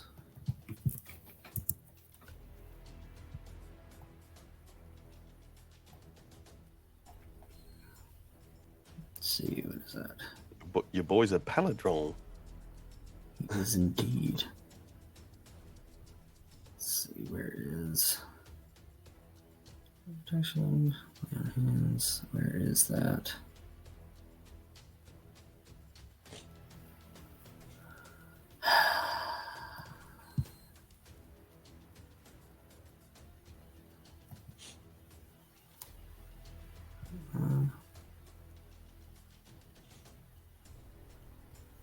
Yes.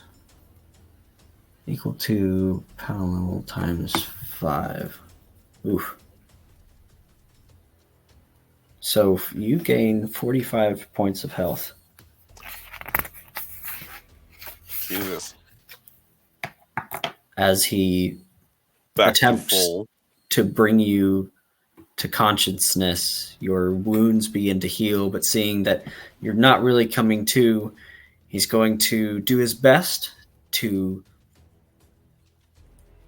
fireman carry you out of here somewhere below deck. This is a sad sight. He's basically dragging Emrys by the hood crutch. So what he does is he drops his crutch. He gets down on his stump with you on your shoulder and begins to reach out his good leg and drag to his stump to gain as much distance as possible. This is sad. Someone help Dude this was a man. fucking warrior, just like his dad. Dude was a fucking warrior, just like his dad. He's gonna work with what he's got. Fucking kudos, man. Okay. Top of the round. Lava Drake. Your held action fires off as it comes into range. Your crew just automatically in sync. Fire! Fire! Chains. Go ahead and roll me an attack on that.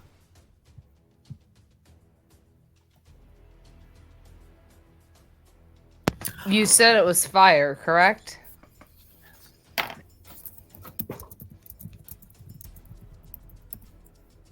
One moment. We actually missed a turn, and that is my fault. Me. Go ahead. Hi. So the smaller ships and the warships were sort of splitting off away from the bottleneck. Is that what I heard?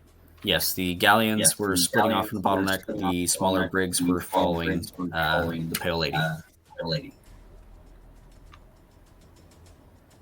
Are the brigs on a specific side going faster than the others? Like just to single them out. The brigs are going faster. More so to the left or to the right? Which ones are gaining more on the Pale Lady? They are falling directly behind. The galleons are on the left and right, and are fairly close, Okay. even with the Pale Lady. Xenia is going to do much the same as with the warships. They're going to do a flyby, and he's dropping alchemist fire on their sails to slow them down. Perfect. And if Doza could also get another rending talon attack in to slow them even further, that would be ideal.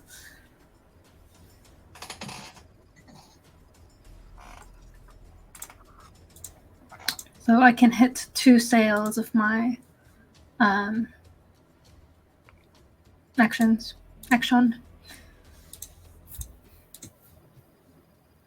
Go for it. That is a saving throw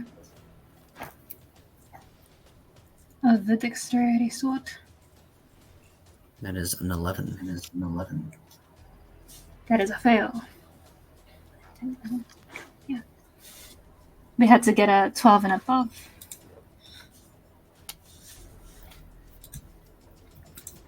I see. So with those Sales of Flame, for Zenya's bonus action, he is going to drink one of his greater healing potions because he is hurt.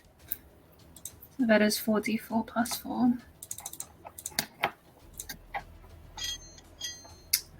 10. 14 points of healing. That's good.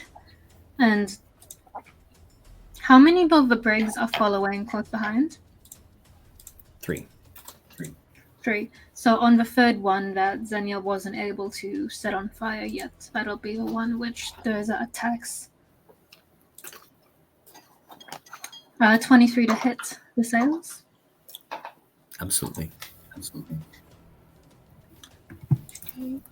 2d8 damage plus 10 plus 4. 14 points of slashing damage on those sails for the third one.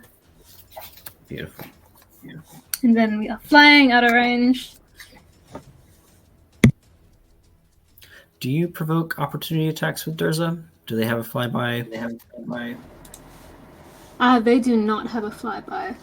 Okay. They have multi-attack antlers and talons. And keen sight and smell. There's a 19 hit Durza. 19 does hit.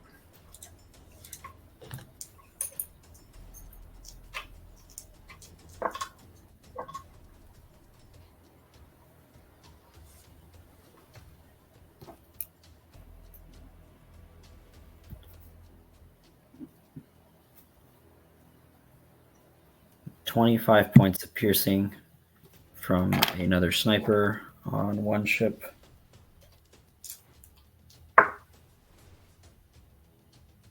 And that is a 10 to hit Xenia. 10 does not hit. That's not. Okay.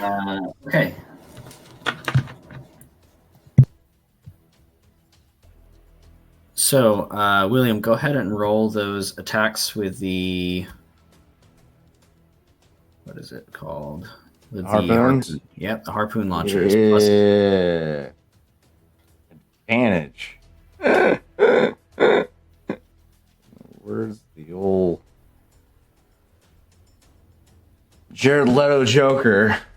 That's a 19, and I'm going to take that 19 because that was a 6 on the second one. 29 to hit on the first attack. There's only one attack, right? Well, Range weapon attack. There are 2 of them on the front of the ship.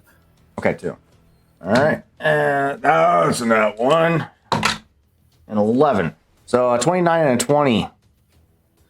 29 hits. Hit. Go ahead and roll some damage. It is grappled with that one chain. The 20 misses? Yes. Oh, God. This bitch has some armor. Grendel's attack that was 22 just hit. Missed. Oh, 22 was the minimum. Oh, shit. Okay. All right. Where's my d10s? There you are. 2d10. That's a 2. And a 9. So 11 piercing damage. Target is grappled. Gargantuan creature can pull the ship at half speed. The ship can reel in the harpooned creature as a bonus action. I don't want him coming closer. I want him to go into the water and fuck off. I want my ship protected. Okay. Well, we hit, so that's good. That's not necessarily the intended outcome that I wanted. Shit. Okay, that's all. On with the chlorophyll. So that is your held action. So does the creatures continue their turn after the held action? Okay. Okay.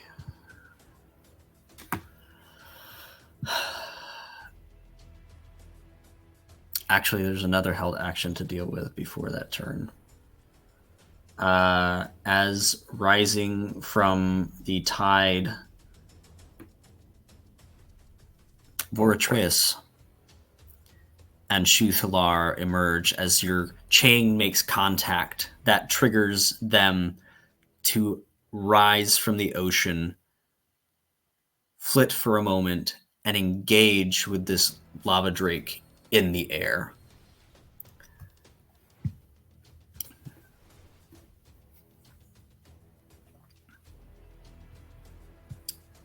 Okay, let's see. Where do I have that? Here it is.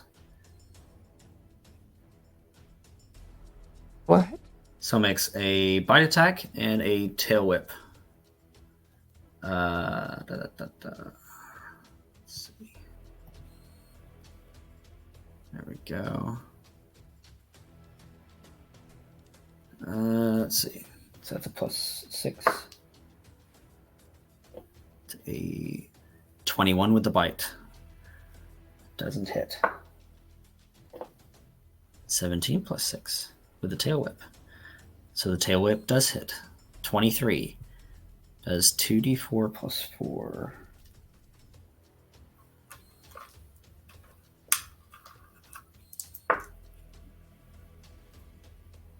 That is a 4, 7 + 4. 11 points of slashing damage.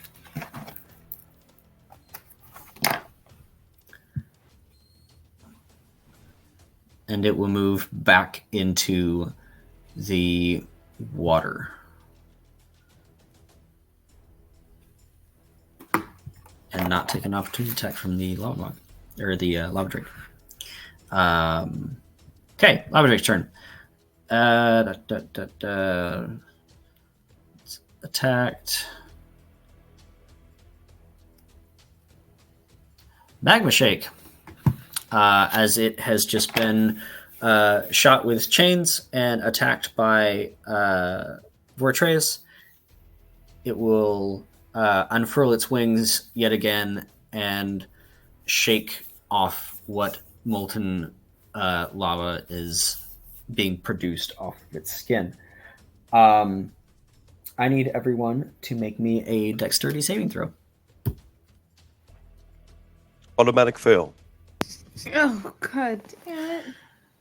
Does 23. 23.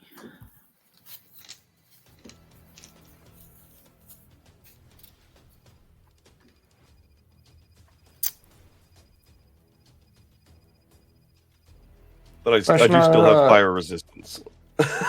You do still have fire resistance. If I remember correctly, exhaustion does not affect saving throws. It just affects ability checks, correct? Foot 18.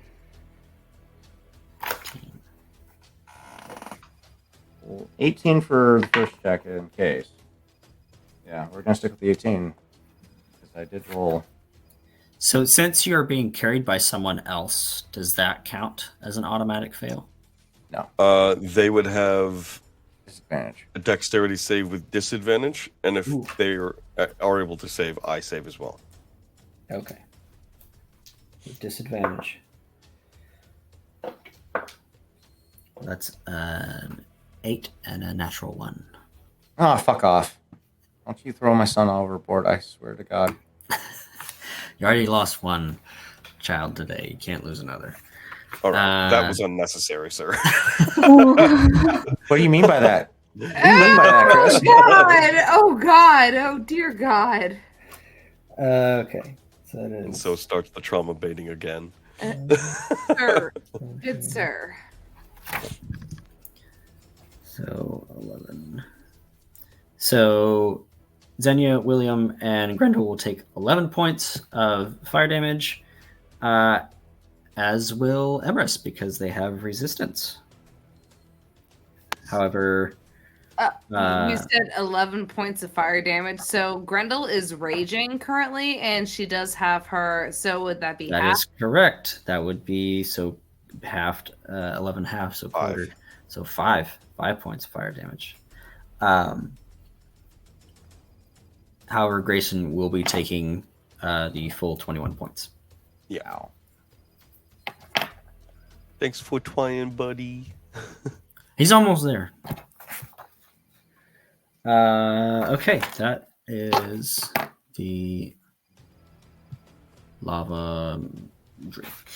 So we are on to William at this point. You now have a huge flying creature attached to your ship, which means the advantage that you had is now a flat roll. Yeah. Six talk for a moment. Ship on fire. Ship, lots of holes, sinking. Mm-hmm. Many people down below trying to get through a hole to go away somewhere. It's not looking great. Yeah. Yeah. I need something really fucking heavy to attach to the end of this chain. Shit. You know what? How a mortar system's probably a pretty heavy fucking piece of equipment, right?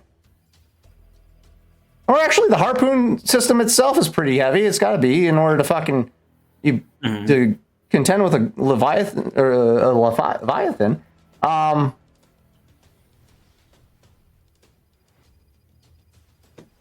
Let's get rid of one of our guns and toss it overboard, shall we? Your mortars? No, the fucking harpoon gun that's currently attached to the fucking lava drake. Try and wade down into the ocean. Okay. So, all right. Yeah, we're gonna do the most expedient route possible. Fucking blow this shit up. Blow its anchor points off. Destroy it, and just send it overboard and sink it to the bottom of the ocean. I need to get rid of this fucking thing. I'm sorry. I'm sorry, Pale Lady. I swear to God, I will give you a refurbishment. But I need you to survive as well as I need my crew to survive. So we're doing whatever it takes. The Pale Lady's long rest is going to be a month. I'm just telling you. I know. We're going to be landlocked for a little while. Xenia is so excited. Yes. Yeah. Fucking trying. The most expedient option. We're going to take some gunpowder to each. It's going to take more than gunpowder. Fuck. So you're the people who have like fired this chain and like attached it to this lava drake are like, yeah, hit, and then you're like, all right, destroy the gun. Overboard. What? Overboard. Get rid of it. Are you sure? Yes. Get that fucking harpoon gun off the ship. Wade into the ocean. That thing's made out of fucking lava. That lava does not work well with water. However, lava does work pretty well on wood, doesn't it? So they with that and like some confusion, they'll start working on that. Top of the next round, we'll get that overboard. Yeah. Okay. That being the case, we're still gonna try and do some damage to this fucking thing at least. So So essentially, you're trying to weigh down a huge creature with what amounts to be a large size object. Large object, yes. At least we'll slow them down long enough to fucking not keep up with us. The intent is to not let them fucking keep attacking us. I don't care if they don't die. I just care that they can't continue to pursue us. Yeah. So the intent, blow that shit off, toss it overboard, and get the fuck out of here. If I have any gun crew available, let's take a mortar shot at it, and then that'll be it. A mortar shot at that? Yeah, at the dragon. No, fuck. No, broadside to the galleons. We just took broadside from them. We need to take a broadside at them. So I cannot afford another fucking broadside right now. Okay, so make a maneuvering check and bonus action broadside, correct? Yes.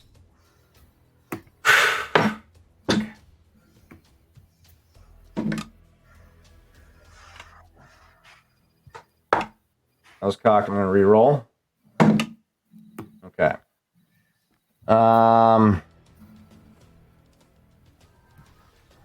Ship handling is 16.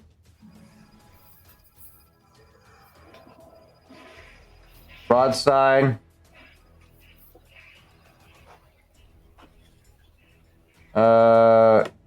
Ship has to make a dexterity saving throw of 15.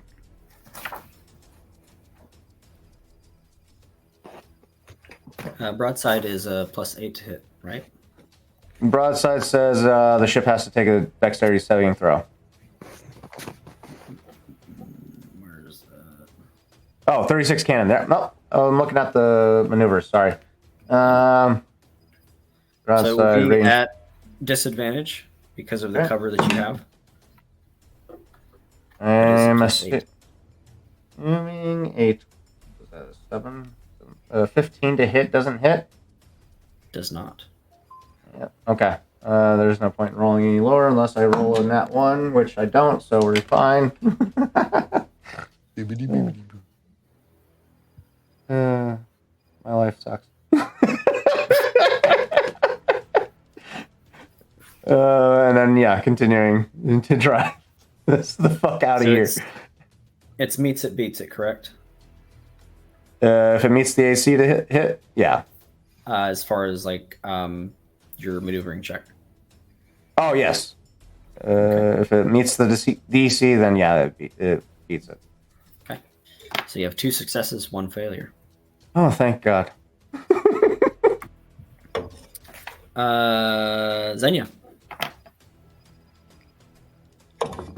How are these brigs looking? The one in the middle is looking rough from the gunpowder. The one in the back that you attacked is beginning to slow. The one in the front is still maintaining course. Oh yeah, there's another set of barrels out there.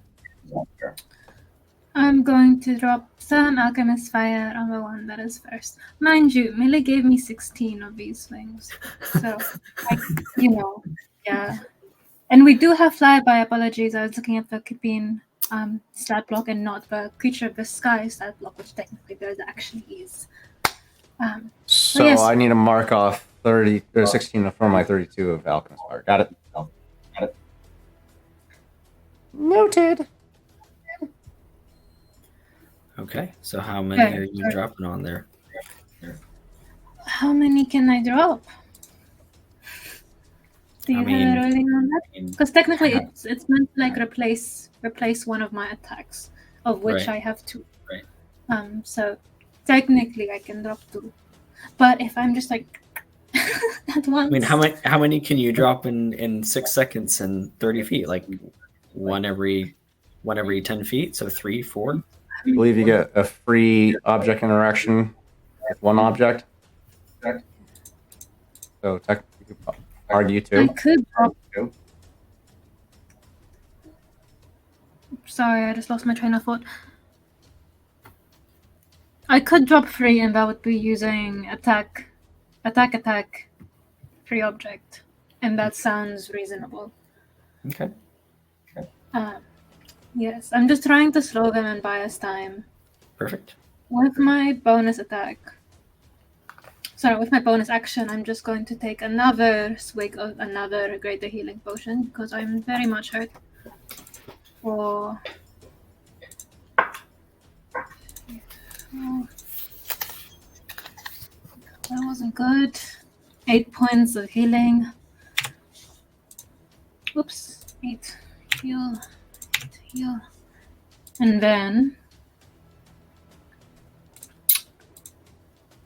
Zenya's going to call out to this creature and say, "Why do you fight with them?"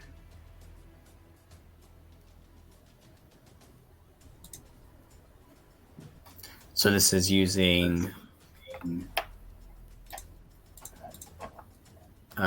He's just talking to the Cinder King. It's a drake, isn't it? Does it speak Draconic? It does, yes. Yes. And you do as well. Yes. To which Zenya will speak to it in Draconic, knowing that it is a drake. Why do you serve them? Why fight with them? You would get the gist of I serve the only masters I've ever known. They speak, I follow.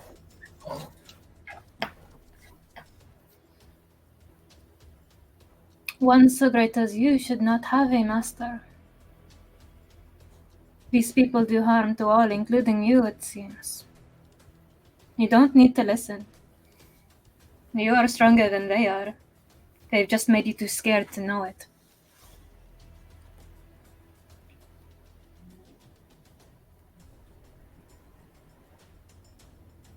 There are still those greater than I.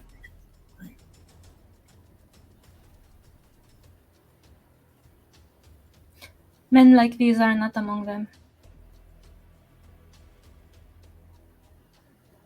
You could show them through your nest. And in doing so, I would condemn my home. No. We would aspire to purge them from your home as well. But right now, they are far greater forces than us. They rely on you to help them.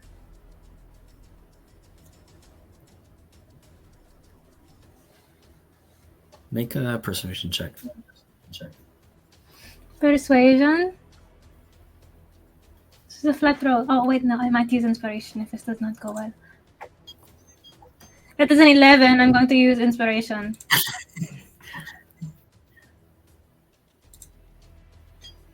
That is an 8. That's an 11. So that's what, 19? No, that's persuasion. It's not animal handling. If it was animal handling, that would be... I thought inspiration was you added something to the roll. It's at advantage, so you basically gain another roll with inspiration. Are you talking about the 2024 rules, or is that how you do I was thinking about like bardic inspiration. Oh, okay. Yeah, go ahead and use animal handling. I forgot that was even a skill. Don't let me forget that. That's a 5 for an 18. 5 for an 18. That's what I do. I talk to these creatures because they're scary even, people think they're scary, but they're not. They're just misunderstood. Case in point. The last thing you said to it was that they rely. Correct.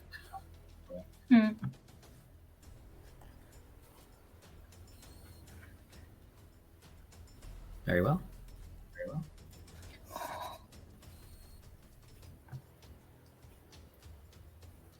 It begins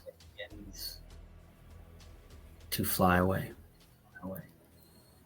struggling with the weight of the chain beneath it, turning its assault away from the Pale Lady. It is because it was the Pale Lady shot harpoon connected to chains. Break the chain! Let them go! This is Zenya just shouting down at the ship. As your men are continuing to hack away at this assembly at the bottom of this. The force of the Drake begins to pull and rip the boards out as it detaches. Oh, disengage. Detaches from the Pale Lady's bow, and it begins to make its way off. Oh, I ripped the harpoon? Mm-hmm. Nice. It's taking it with it. Yeah, that's fine. I'll sacrifice one. It's fine. It can hit the ships as it flies, like a giant, swinging thingy.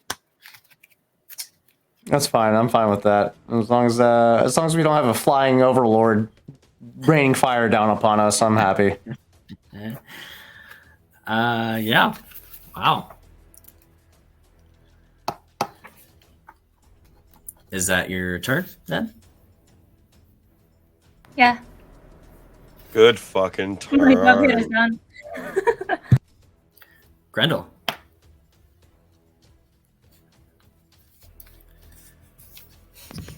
All right, so You got barrels, ships. And that's about it. Explodable barrels. pardon? Barrels that go boom. Grendel does not know that. So, You would know that. You use that to power your cannon. You helped with the barrels, putting them together for this specific reason. for the Betty buys. Okay. God damn. Okay. I would also argue you also heard William calling out that he wants these thrown overboard to be shot at. Grendel is not looking okay. I will say, You just don't gotta look to hear. well, Grendel does not look good right now. But that does not really matter to Grendel. She currently is. You can tell she is kind of hanging on to that last little bit of whatever bullshit she is hanging on to. And she is going to fire the last thing of the last round that is in her cannon for her first action, and that will be a +4.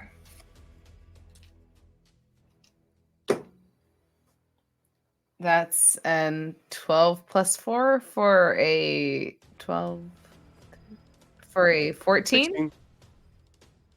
16. 16? Wait, 12 plus 12, 13, 14. 16, dear. No, yeah, you're 16.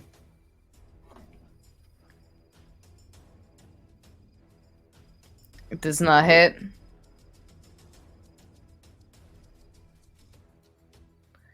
You're muted. Thank you. 16 for the brig. She is aiming at anybody who is closest to her. Okay. Yeah. That is an enemy. If I need to specify that, No. God damn it. No. Go ahead. Oh, okay. Roll some all damage.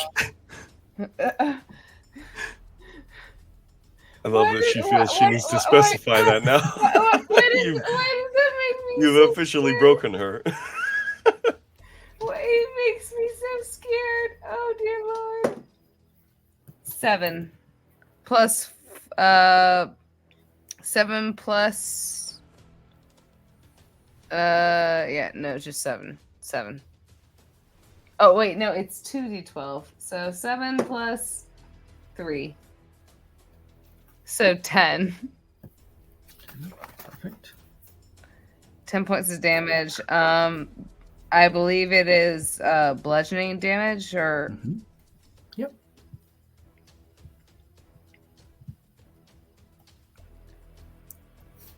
So that's your first attack. Are you taking a second?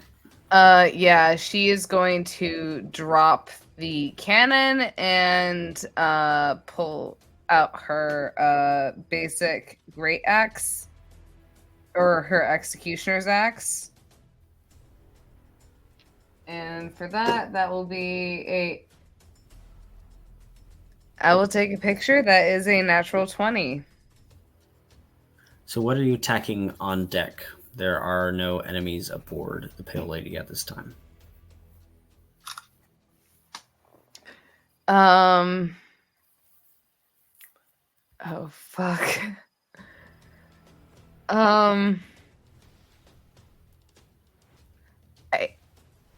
Is there anybody in the water? No.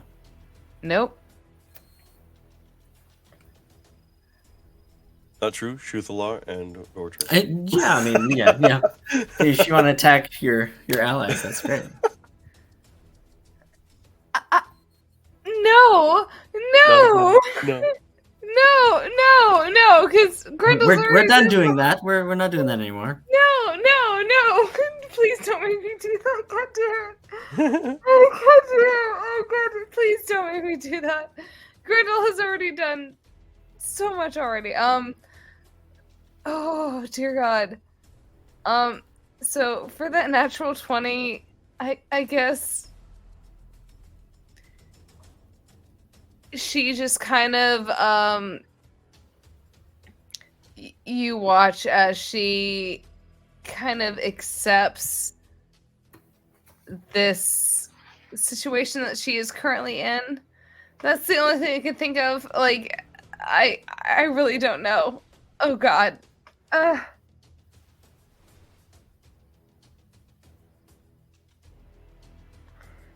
feel so bad for Grendel.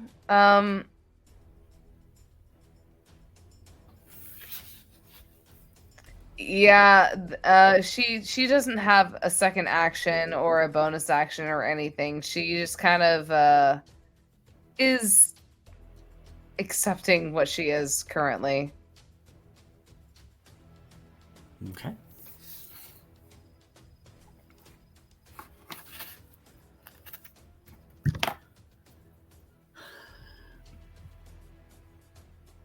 Shuthalar will breach again towards the galleon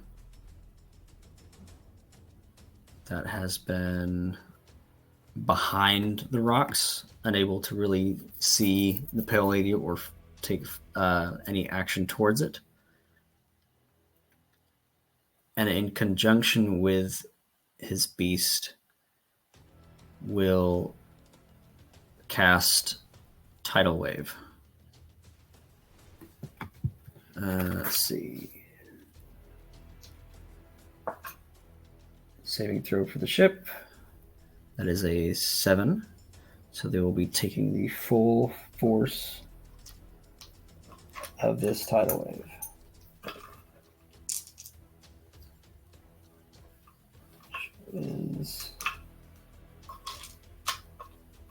I got another D8 in here somewhere. There we go. Oof.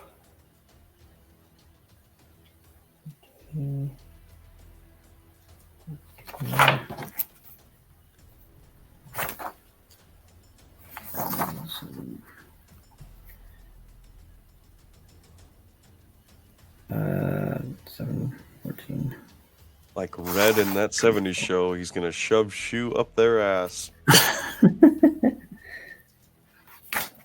That is 34 points of bludgeoning damage. That's the unsuccess. Creature takes half damage, and so they are not. For everyone? No, this is for the enemy galleon. Shuthalar is helping you. So knocked prone. What does that mean for a ship capsized? Oh. Yes. Yes. As the Tide Collar Manta breaches, you gain a glimpse of it as you pass. There's a gap.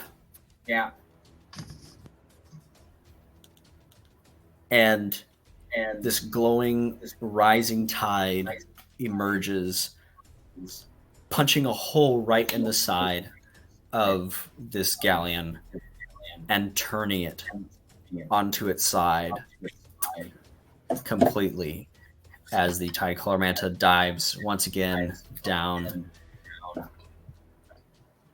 That's fucking yeah. huge for us. Holy shit.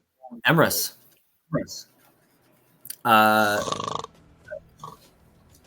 Yeah, so Grayson's gonna take his action and smack you across the face. See what happens. I will make a Constitution save.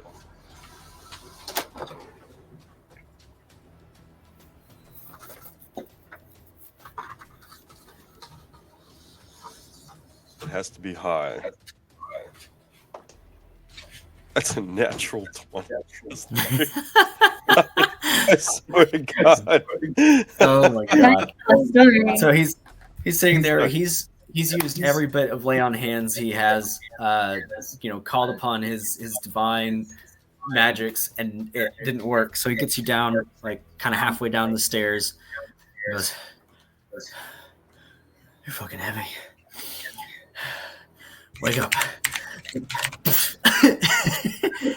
And you'll take 1 point of bludgeoning damage, but you are awake. What the?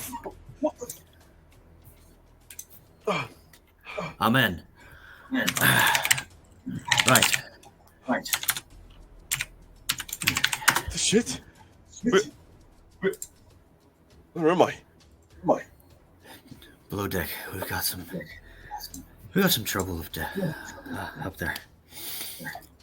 I think okay?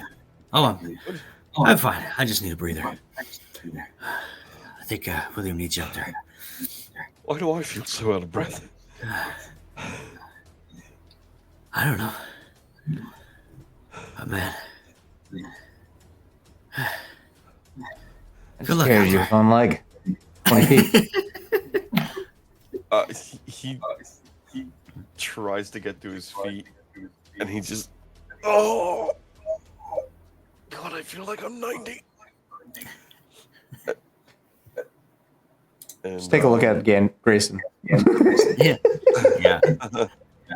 As you look around, wherever Grayson's stub was, there is a track of blood trail.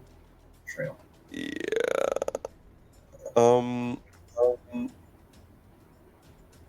Is he really okay? Like, do I need to? He's roll? fine. He's tired. If you would like to roll for insight or medicine or something, See, yeah. if he's actually okay. Looks fine to me.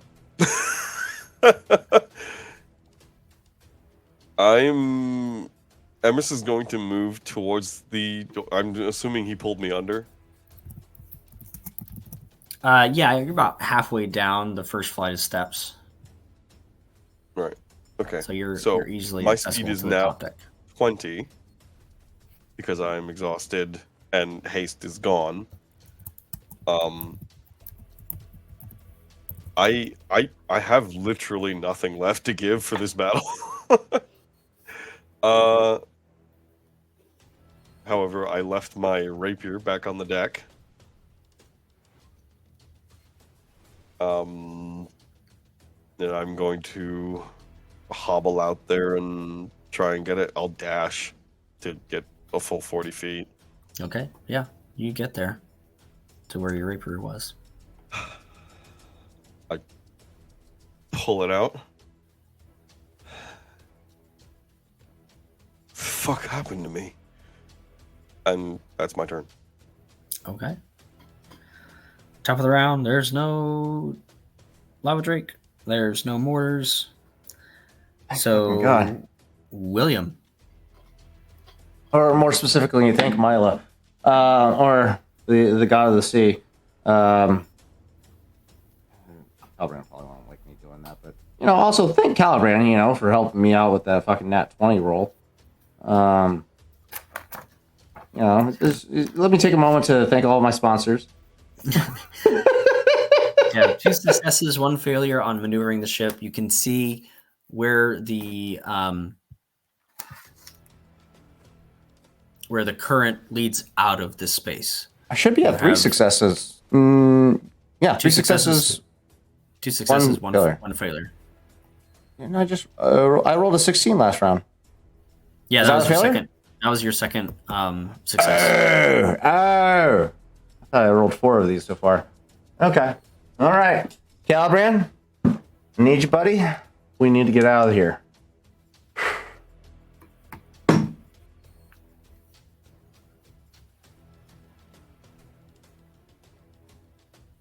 Cashing in So fucking... are we not in combat at the moment? We are. Yeah. We're still in combat. We're still in I'm cashing in that fucking inspiration right now. There's still 1 galleon, and the 3 brigs are beat up, but they're still in pursuit. Emrys does on his turn use his bonus action to point the wind toward the sails, because he has to use a bonus action to do that.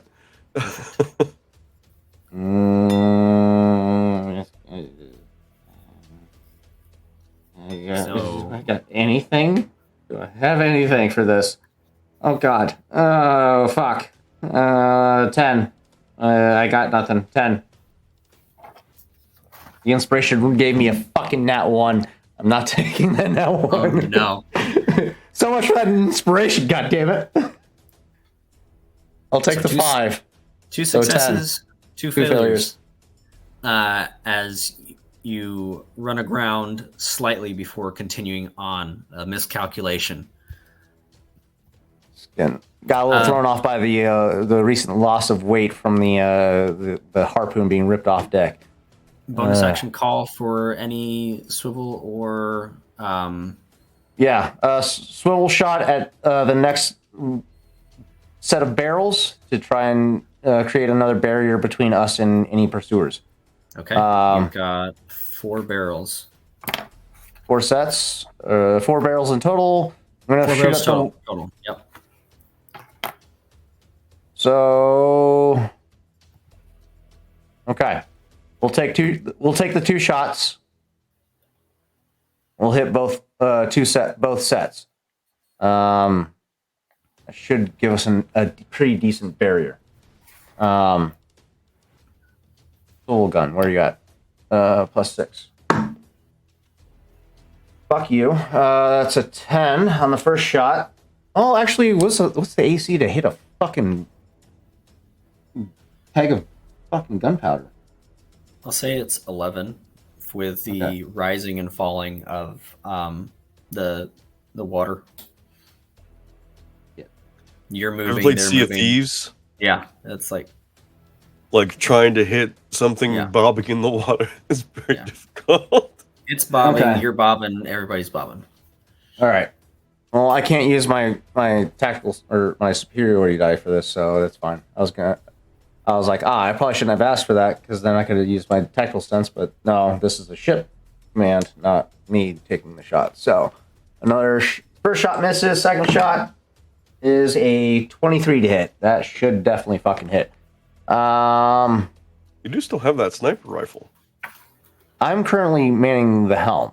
We actively need somebody in the helm because it's a Spelljammer helm, not an actual fucking steering wheel. Okay. So I cannot leave the seat unless you want to take over, and then I could. Would have no idea what I'm doing. Exactly. So I'm going to continue to man the helm with that. So it's going to be 76 on that with a dexterity save of 13, I believe.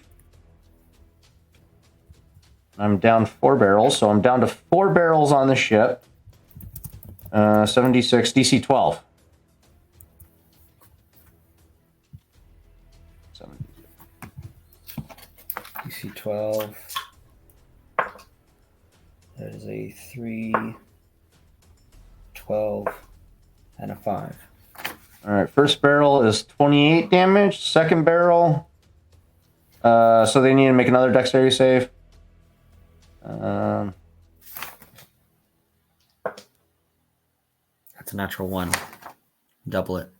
28 plus 27, so 54 on the second barrel. So 54 plus 28. Which one would you think is taking these barrels? The one in the middle, the one in the back, or the one in the front?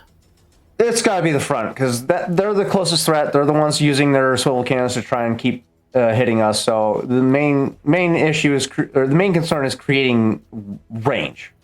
We need a barrier between us. So keeping that in mind, the barrels that are being shot at are the ones closest to us for the time being, just to create some fucking distance. Okay. So yeah, that first ship's definitely taking these 2 shots. Okay. Or these 2 barrels. So 57, 54 plus 28 is... I've already got it added up here. Okay, cool. Yep. Cool. Yeah, he takes a huge hit. That's a fucking huge hit. That was just from 2 sets. Yeah. So that was all 4 barrels then? No, that would have been the Just 2 the sets. first 2. The first set. Okay. Or the Okay. most recent set. Sorry. Are you hitting the second one as well? I missed with the first shot. Oh, you missed with the first shot. I'm sorry. So the second shot was what landed, which caused the explosion. Otherwise, I would have... Yeah. Otherwise, I would take the shot at the further target, but... Okay. That first ship is looking rough, and they begin to fall behind.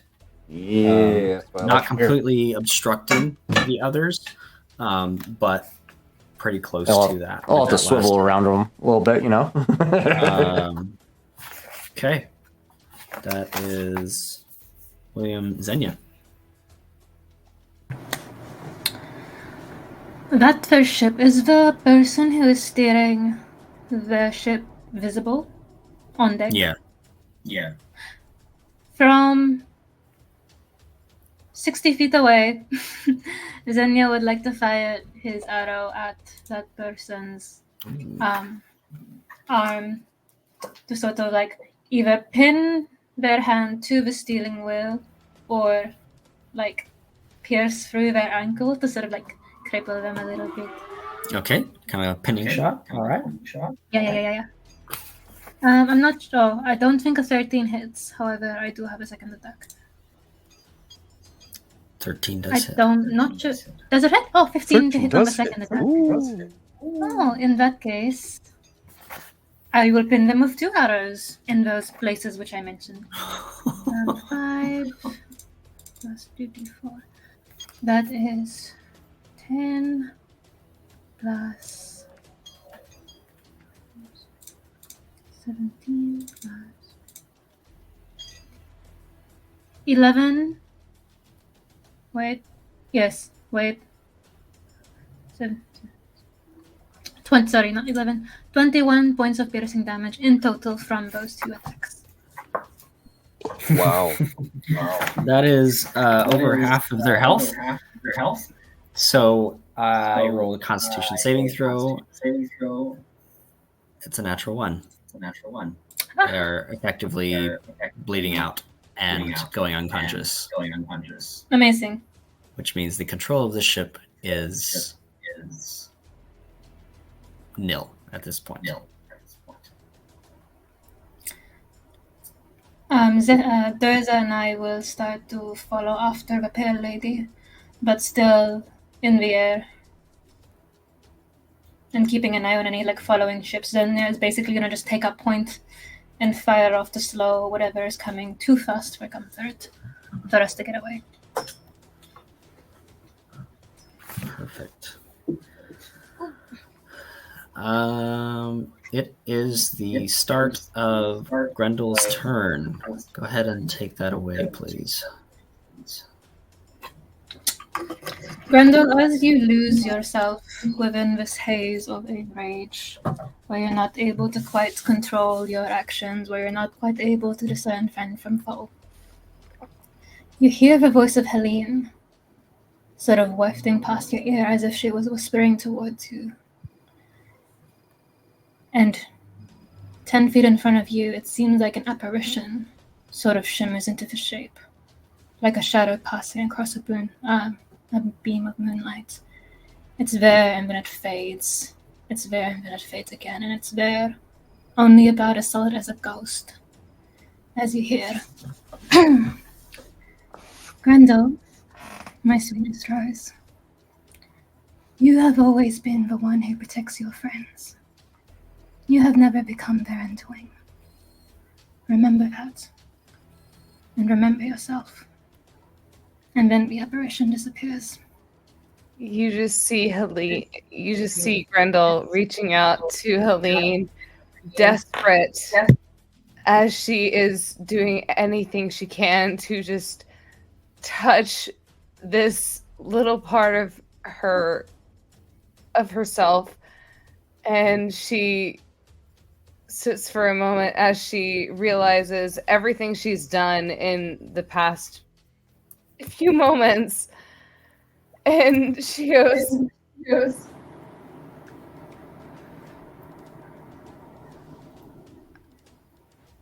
I will do anything I can to make sure I get to you. But I will also remember everything that I am, because you loved me for it. And all I ever want to feel is your love again. And you watch as she just the rage that she already has is just kind of almost exhilarating, and the flames just kind of they just kind of envelop her as she turns to is there anyone else who needs to be killed? If you or anyone else were to move into that space that Helene had briefly occupied, it would smell as if she had been there. It smells like lavender and honeysuckle, sort of in the breeze. And you get the impression that for a moment she genuinely was there, but for whatever reason she could not stay. Is there an enemy in this fucking space? Not in this space, but there are 3 ships that are continuing to follow you. There are barrels that have been dropped off as the brigs continue to move forward. They are right on top of them. All right.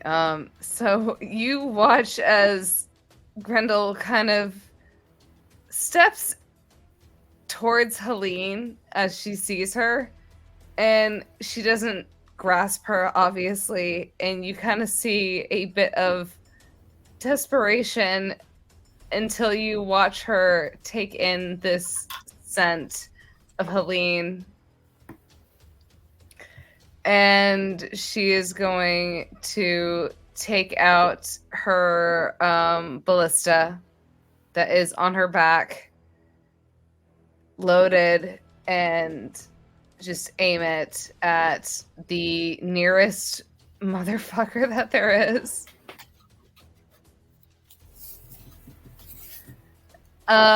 Who is that?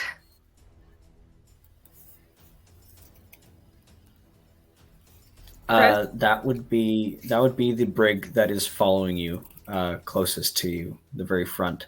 As Xenia has taken out the helm, it turns to the side. There is an individual that is rolling a keg of powder across the deck to refill some of the cannons. That is the closest individual to you. All right. Oh, okay. So he's rolling a keg of powder. And I am currently raging with my fire damage, correct? You are. Oh, so I'm going to aim my ballista. Grendel kind of takes a deep breath. She doesn't exactly still know what's going on when it comes to this transformation that's happening with her, but she knows one thing.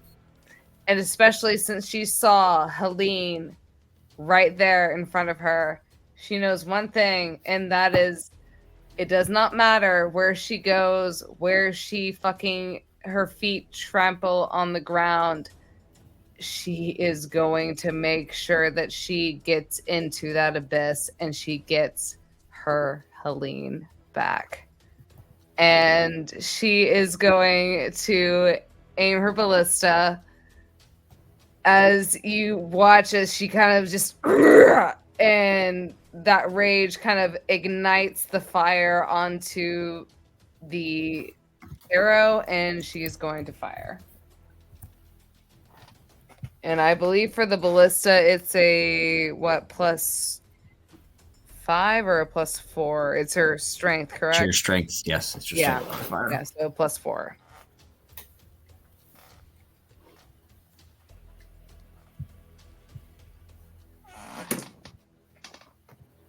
That is a 16, 17, 18, 19. That's a dirty girl 20. Woo!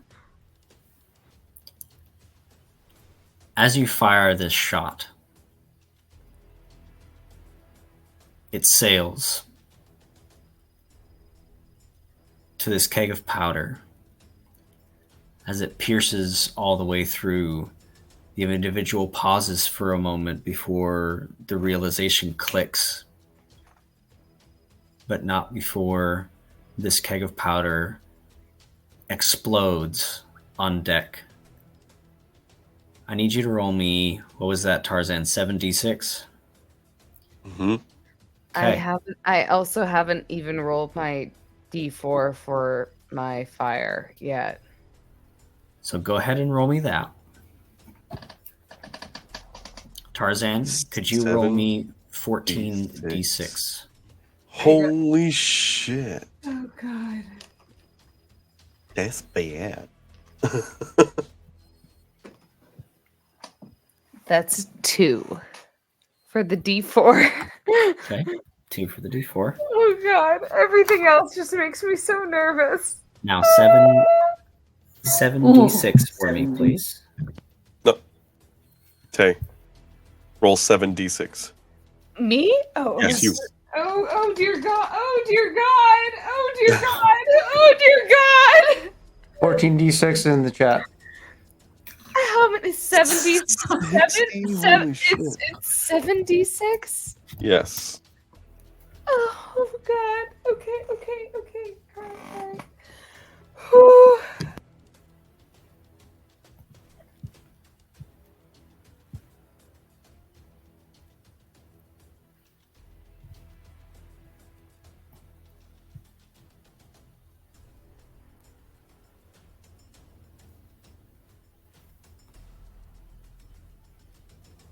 So I only have 5, so it's going to be 5 and then 1d6. Oh, God, I'm so scared. So it is. That would be 5 and then roll twice more. What's your numbers? I got it. Okay, so the 5 I have currently is 3, 5, 4, 1, and 6. Okay. 3, 5, 4, 1, and 6. So That's 19. So roll me 2 more d6, and we'll have our total.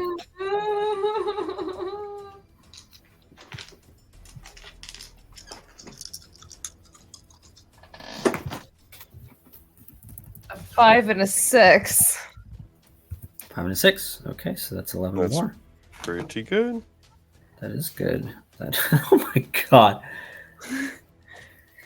So as you fire this ballista bolt, it shoots across. Wait, its I contact. didn't even put in my +3 for the Sharpie dues, and also my +3 for raging as well. ahead. So that would be +6 in 6. total.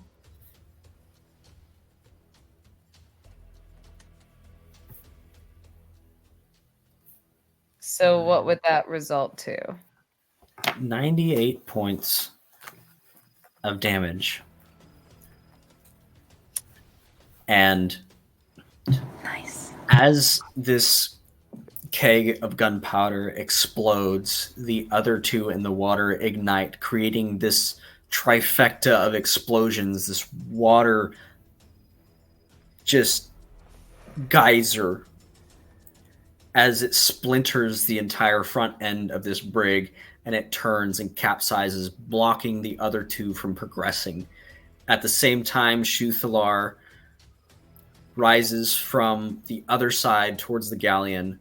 The Tidecaller Manta's tidal surge recharged on a 5 or 6, and in conjunction with Shuthalar's control water, they will capsize and freeze into place this galleon momentarily, which leaves it all down to this final roll of this skill check, this skill challenge of maneuvering through these sharp rocks.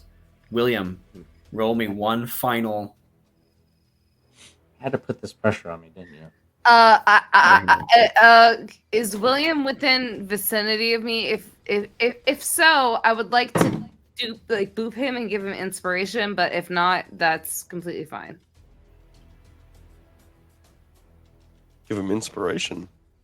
Because I have my inspiration from what Chris gave us. I don't think you can share those. What you got there, buddy? It's only if he's in vicinity of... Somebody could give action. What have you done? Someone give him the aid action. I mean, it's with advantage because I'm still sails to the wind. That's true. That is true. However, I rolled fucking 5 twice, so that's 10 for the save. Unless somebody wants to sacrifice their inspiration for me to roll a third time. Taylor. I think either one to go ahead and do that. Grendel already... I'll allow it. You'll allow it? Oh, shit, I'd do it. Pale lady, why are you fucking me right now? That's a 6 for 11. Don't tell me the results. I'm gonna burn. Tactical assessment. Can I, don't tell me the results. Come on, man. Can I burn tactical assessment? It doesn't necessarily say that it applies to piloting checks, but maybe I could use this as a form of investigating the route that I need to be taking. You're using resources. I'll fuck. Okay. All right. Okay. I'll do it. I'll burn it. Is that a D8? I can't tell. Yeah, that's a D8. Okay. Fuck yes. 6 plus 5 is 11. Plus 5, 16. 16. And now I'm down another tactical or superiority die. So I have 2 left. Please tell me that one. Please tell me I hit the lotto. Crew of the Pale Lady, you have successfully made it.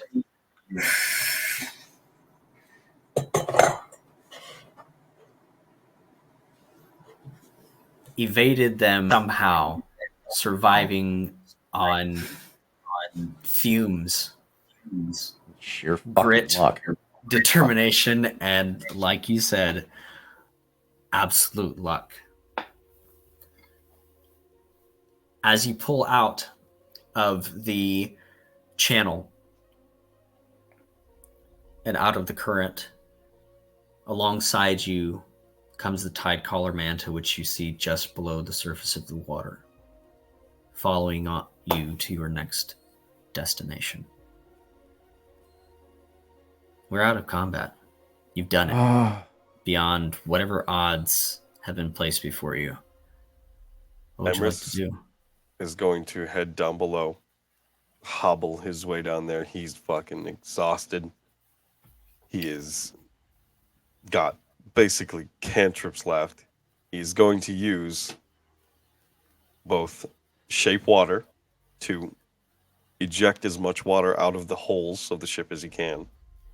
And then what if there's clay or anything in like barrels he will use mold earth to slap clay on the holes and then solidify it. Okay.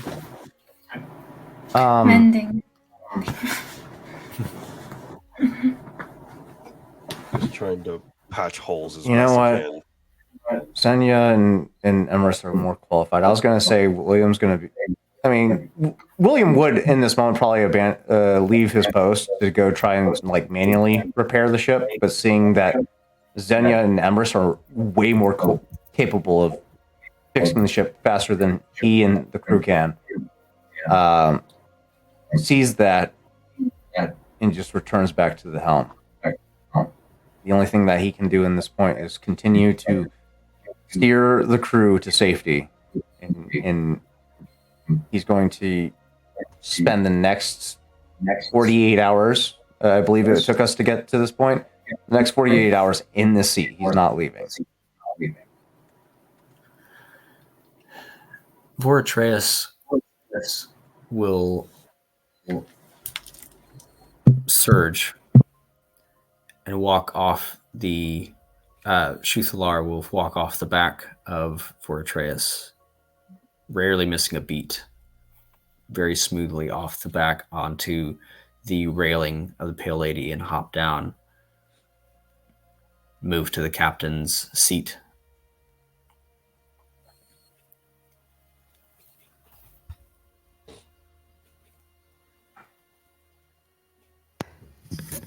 Thanks for the help back there, Meg.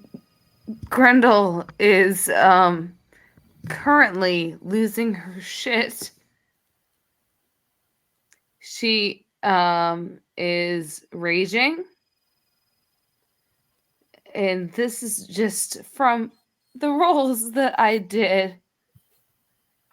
She's currently raging. I am so sorry. Based on the roles that I did, she is currently just firing anything and everything. You're back in control again. From the last rage, you got control again. Yeah, I messaged you. No, she got control again. I'm saying is She's upset and she wishes is to rage. yeah. She from the roles I have gotten previously, she is not okay.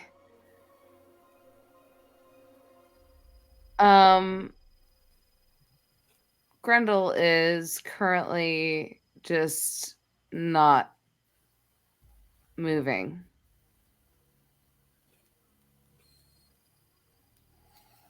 Do I see that Grendel is clearly not okay, still on fire? Mm-hmm. Before heading down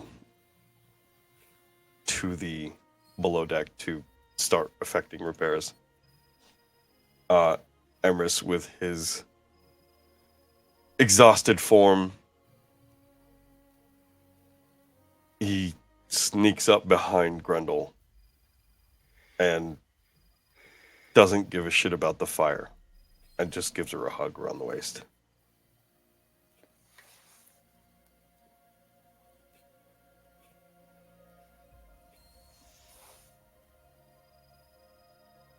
Doesn't say anything. Just gives her a moment of a little bit of comfort.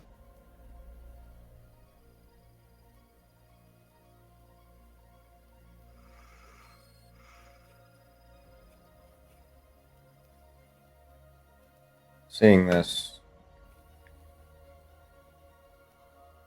and watching as Truthlar boards the Pale Lady, turns and acknowledges Truthlar's presence. Thank you, mate. I'm not sure if we would have made it without your help. Pale Lady's looking pretty rough.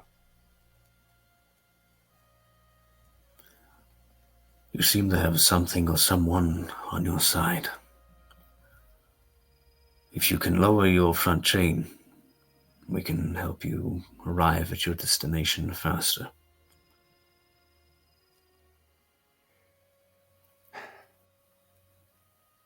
It'll be done. What up? And he mounts again, and they descend, ready to take the chain and pull. He calls to the top deck. Right anchor. Port side anchor. 50 meters. Give them enough length so that they can travel ahead. Clear of the ship. Grendel seems a little bit disoriented, but she kind of stands up and she puts up her hand and she goes, "Yes, Captain." Yes, Captain. You notice that. Go ahead. No, she's just kind of doing her best to put herself forward, but Grendel's not doing. And you pick up on this, William. You notice that one of your crew members, one of your lieutenants, has gone through something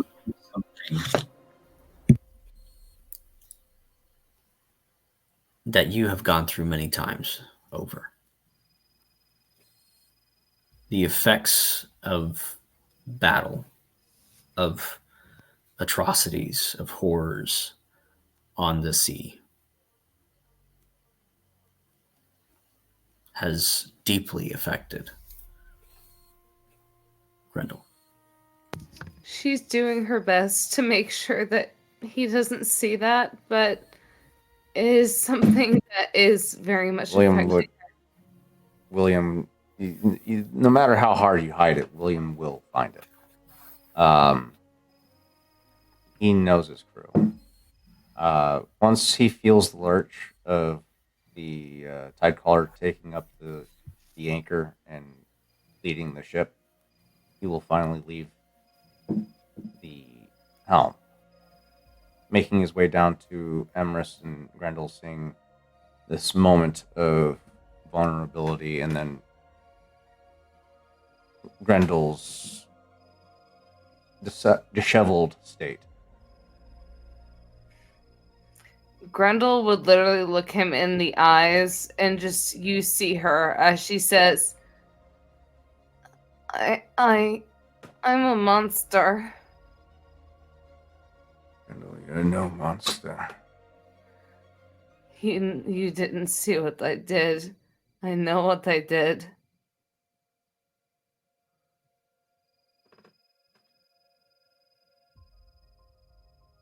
I fear that my actions may have caused you to reach this point. William, you are not one to blame for someone at this point now. Everything I've done has been on me. It hasn't been on you. Don't blame yourself, you silly, silly, silly pirate.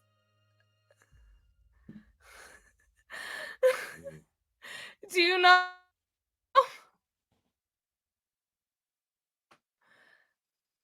I am willing to give anything and everything when it comes. Sure, I give what is mine. But, my God, I will sit here and stand. Whether you decide to suck, take whatever you think is yours. Just make sure I get my Helene. That's all I ask for. That is all I ask for.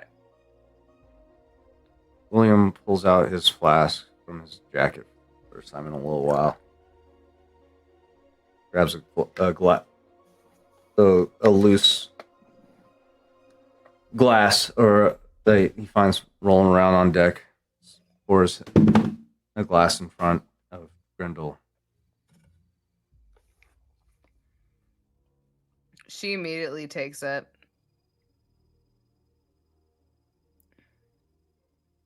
Horrors of war have ways of weighing us down, suffocating us.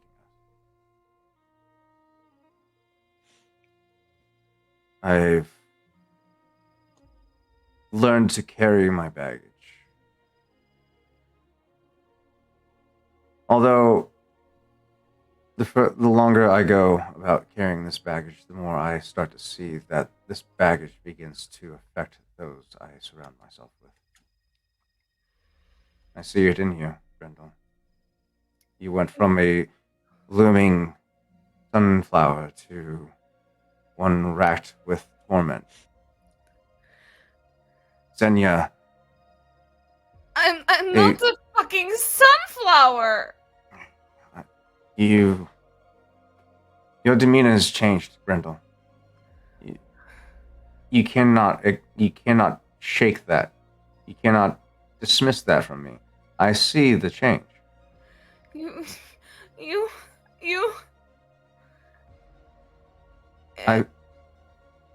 don't know anything about me.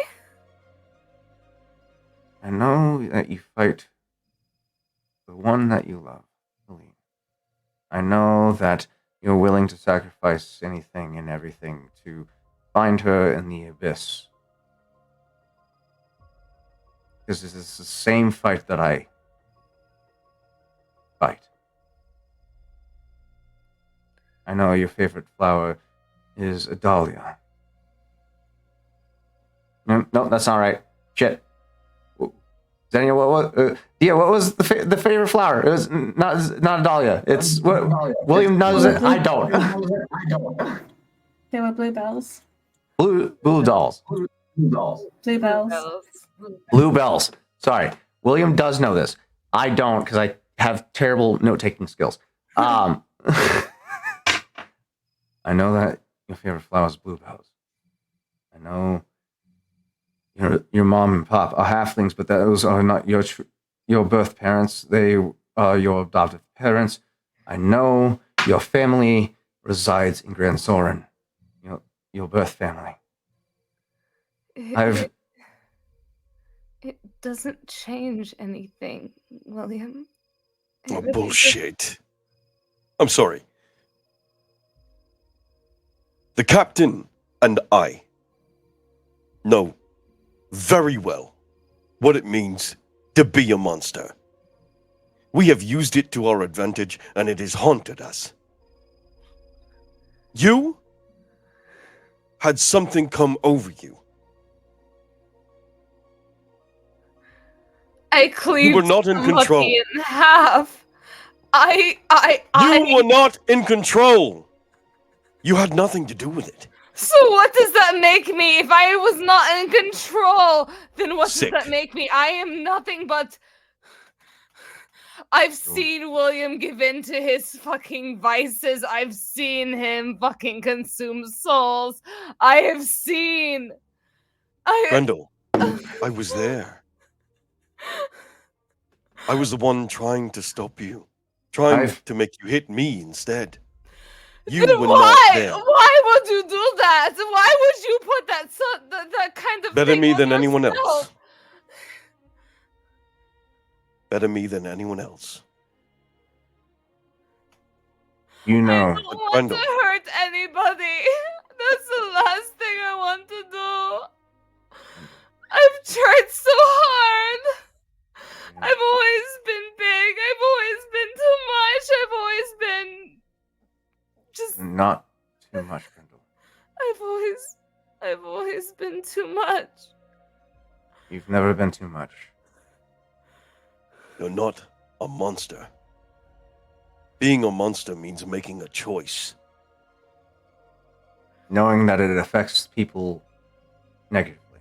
But what does one do when one does not have the choice?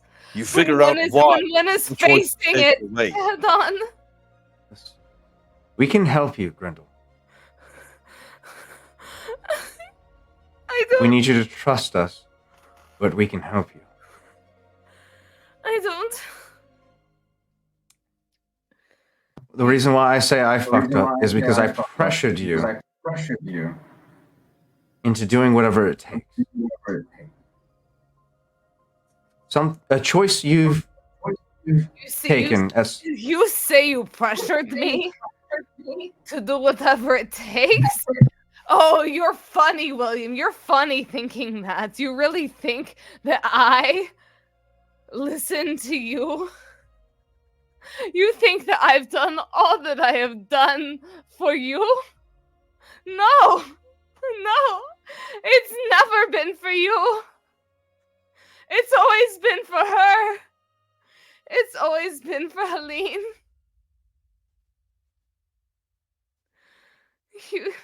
You think I die. You think I face death because I want to watch myself crumble before a pathetic enemy that is something like a siren or the pathetic red flag that you see wailing, that I see your eyes filled with fear. You think that? No. No! It's never been about you or anybody. It's always been about her. It's always been about my Helene. The reason why I am an effective leader is because I know how to channel what everyone fights for. I know how to direct your anger, your rage. I have used it as a weapon to further my goals, and I apologize. Then what kind of rage have I brought here that I have put holes in your ship? I have attacked your own men. What does that make me? Just a tool? And I'm nothing but that? DM, quick question.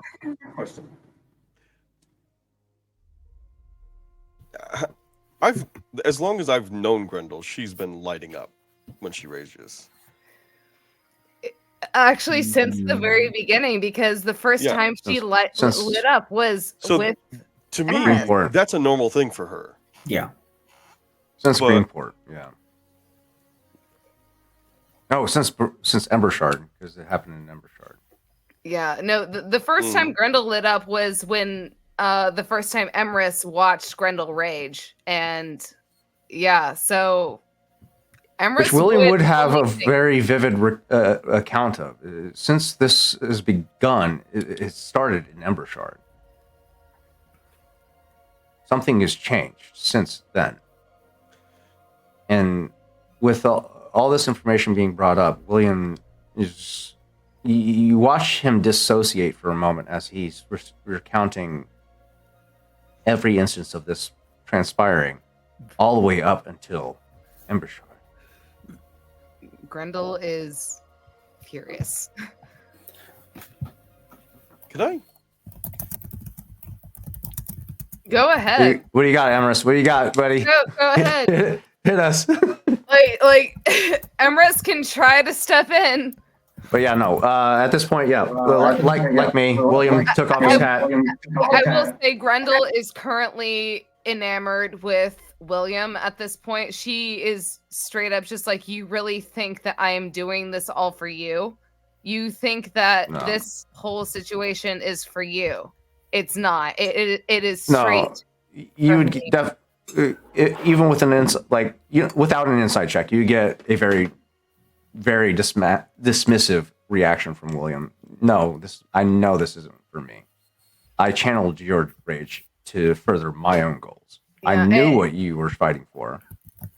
And the thing is that Grendel had that kind of rage towards something that was very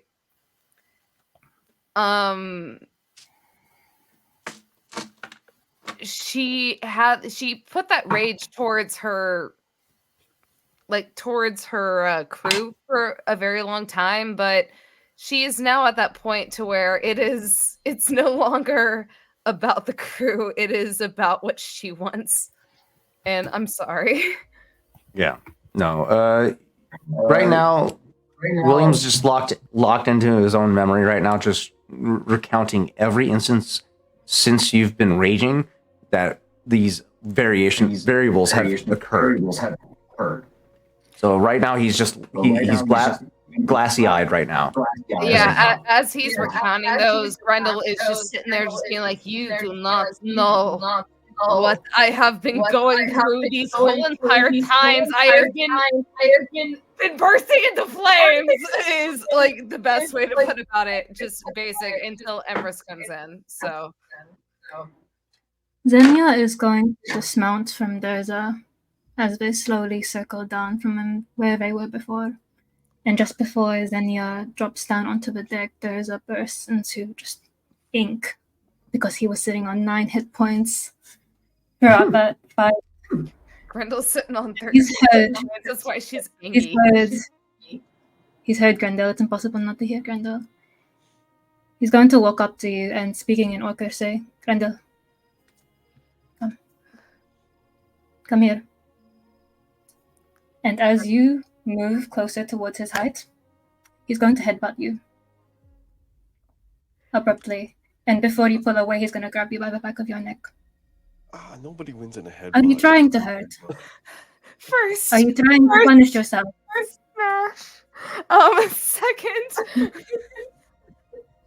Second, Grendel feels Xenia just grabbing the back of her neck. Not grab, like hold. Just like, support. Like, don't pull away from me. But feeling the headbutt more than anything.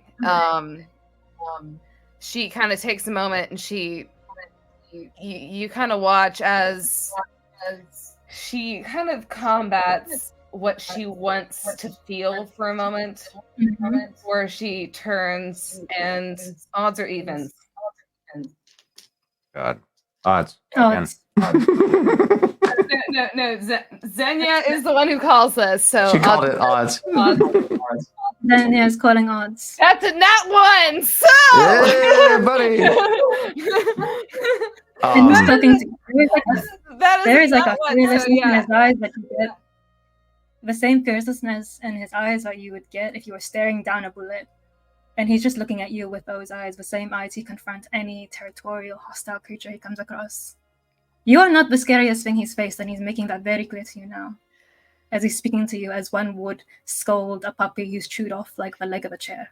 This motherfucker just cocked down a lava drag.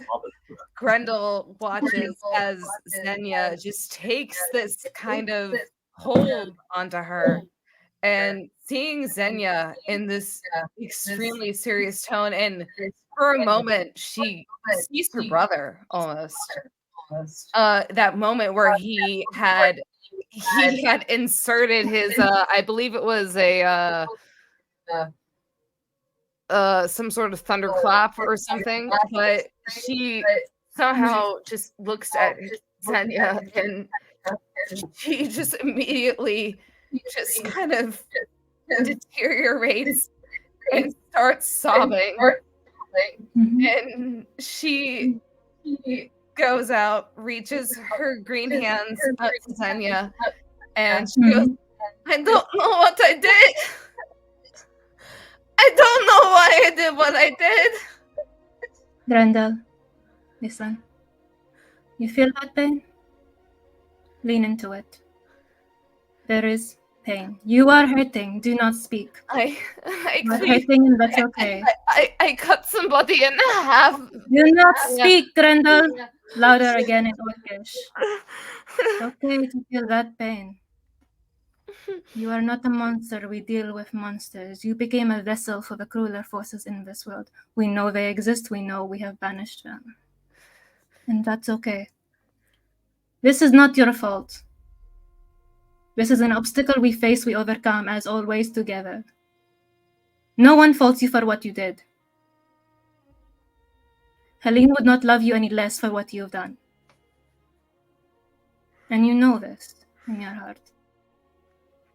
You speak of her, so we know her too. She seems to not be the kind of person that would throw you away for one misstep that was not your own fault. It's okay to hurt. She's not one to throw me away. Grendel, since these new effects, whenever you take rage, whenever your rage takes I hold don't of you. mean to. I really don't. Listen, Something just takes I'm over. trying to. I understand. Listen. Let me. I've been thinking over since these occurrences have started, and it originated back in Embershot.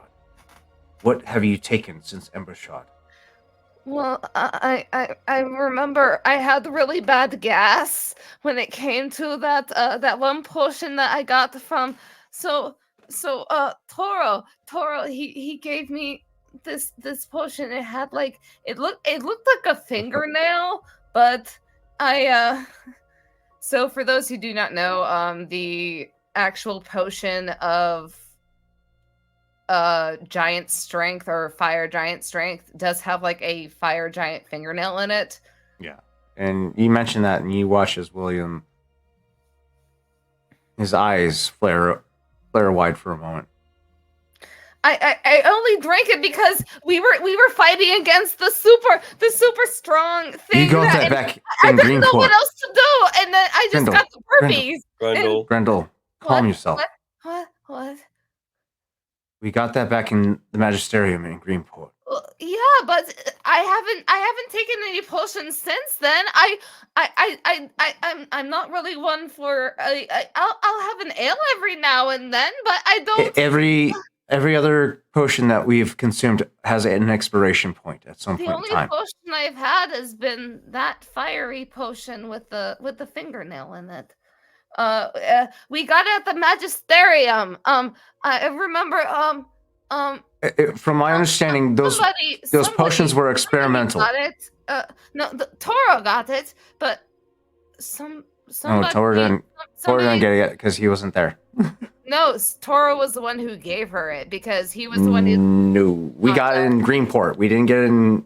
We didn't get it under. No, she got it. We met Toro underneath. Yeah, we got it in the Magisterium in Greenport. We met Toro after the destruction of Greenport. Captain, are you trying to say that the potion's still affecting her?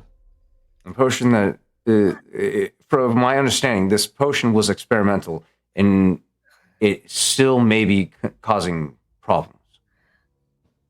I didn't Even mean after all to, this I'm time. sorry. Grendel, it's not your fault. Please. We don't know the effects, and again, this may be my fault because I've been pressuring everybody to do whatever it takes to achieve the mission. But William, this is not your fault. I drank the only potion I ever drank was when we went against the what is it, the fake Hydra, the false Hydra, yes. or yes with the big head. You took it then. Grendel, what we're saying is it's no one's fault. What we're saying is it's no one's fault. But what we need, something is clearly affecting you, and we need to figure out what it is and how to stop it. Well, if I was the one who took the potion, then it's my fault. It's not anybody else's fault. You couldn't have known that this would happen. But Grendel. But look what I did! Grendel, I understand things happened. I've done terrible things in my time. I cleaved somebody in half, William. I've seen you Grendel. suck souls out. I don't know how is that supposed I've killed my own men in my own time during the service of the Sovereign. I am plagued with the nightmares of my own actions. Woman in half. I don't even know her. I rescued her. I remember Grendel, her. But I don't what I'm telling remember you her name. is I understand what you've done was an accident. But what I have done was intentional, and it still haunts me. I think we all need to spend some time. Intentional, but it seems like you were just trying to survive. So were you. What I'm trying to say is we need to focus. We have a mission ahead of us. But right now, what we need to do is ready ourselves, because we can't. We're in no condition to continue this mission. I feel really Step uncomfortable. back. Emrys, We need to take a breath. what Rest. were you saying? You, of all of us, need a break, Grendel. No, I don't need a break. How else? Who else is going to carry the? I'm sorry, Grendel, but of any one of us, you are in dire need of a break. I don't need a break. I need to get to my Helene. I don't Grendel, need. I've been fighting wars since I was 18. I understand when somebody reaches the breaking point. You have reached that, Grendel. I need you for the long run. I don't need you for the short run. I don't care what wars I face. I do not care what being is standing before me and trying to question my fucking existence. My existence here Grendel, and now is to I have make one How many hit question points for does you. Grendel have left? What? How many hit points does Grendel have left? I was about to ask the same thing. Yeah. Because I've got. No good to her dead. Right. Well, no. Well, she also has her. She has Gr- 8 hit granted. points left. 8 hit Granted. points left. Yeah. Granted, William hits you with this question. If Aveline would have been Helene, how would you feel in this moment right now? How would you feel if you struck down your own love?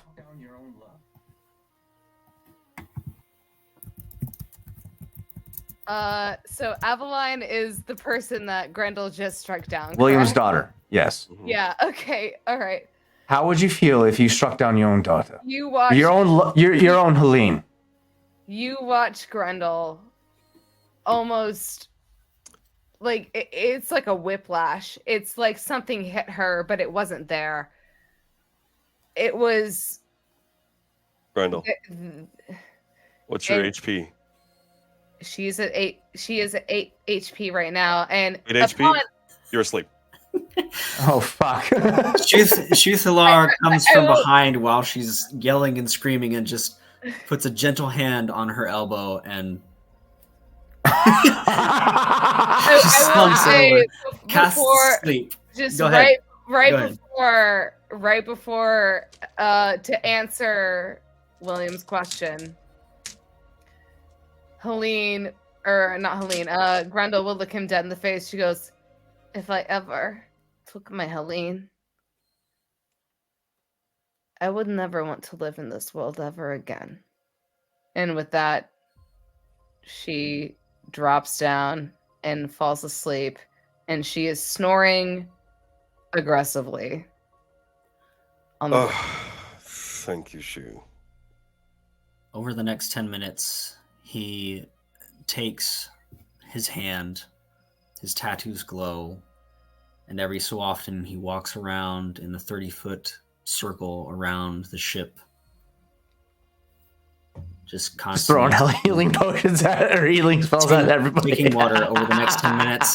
He's going to cast Prayer You of get a Healing. healing potion. You God get a bless you. healing potion. Everybody gets a healing potion. I like that. I like You that. all That's awesome. heal with Prayer of Healing 32 points over the next 10 minutes 32? as he is... It's Does this include Grendel? Yes, Grendel as Okay. well. 32 healing points. you're still asleep. Oh no, Um, she is still very much passed out. Captain, Yes. I am not very strong. Will you help me carry her down below? Don't worry about it. I got it, man. All right. I need you on the helm while I'm not there. You need me on the what now? It's a spelljammer helm. Yeah, you need to be magically inclined in order to control the ship. Just keep it going. I'll be back shortly. Yes. Captain? Keep it straight. That's all I need. What William's is your very opinion, strong. Say again. How do I do this? Just think straight. That's all. That's all you gotta do. Think. She's going to ask what your destination is. May I suggest put an end, please? Oh, Captain. By the way, can I have a stone? I think Nina needs my help. I swear I heard her voice before I went out. Point Nyangler. And yes, Emrys, you can have my last sending stone. Thank you. And he reaches into his breast pocket, pulls out his last sending stone. Because he doesn't need it anymore, because fucking Grayson's on board the ship now. Just tosses it to you. Shu goes over to Emrys, puts a hand on his shoulder, and goes, I know the look of a man who does not belong in the seas. Don't worry. I'll get you there. Just make sure it's going straight. Rudder straight. Rudder straight. That's all we need. With that, William does he exerts himself to pick Grendel up. He does a shoulder carry. He has a strength of 18, so he's not a weak individual at all. But Grendel is. 9. The thing is, Grendel's strength isn't even max. Her strength is only 18 as well. Yeah, we're the same. We're the same strength. But leverage comes into play, and William's drastically shorter than Grendel, and he is 7 feet tall. Yeah. It takes some time. It takes some doing, but over time, it's doable. Brings her down to her quarters. Yeah. I got the ankles. Don't worry. Thank you, Xenia. You only hear Grendel muttering about Helene. Mm. The only thing that he is reaching out for is she's kind of grasping at something, but there's nothing there, and she is just sitting there, just calling out to Helene. After dropping off Grendel in her quarters, I'm sure Grayson's still down below deck because he's probably fucking exhausted after trying to carry Emrys downstairs with one leg. Approaching him.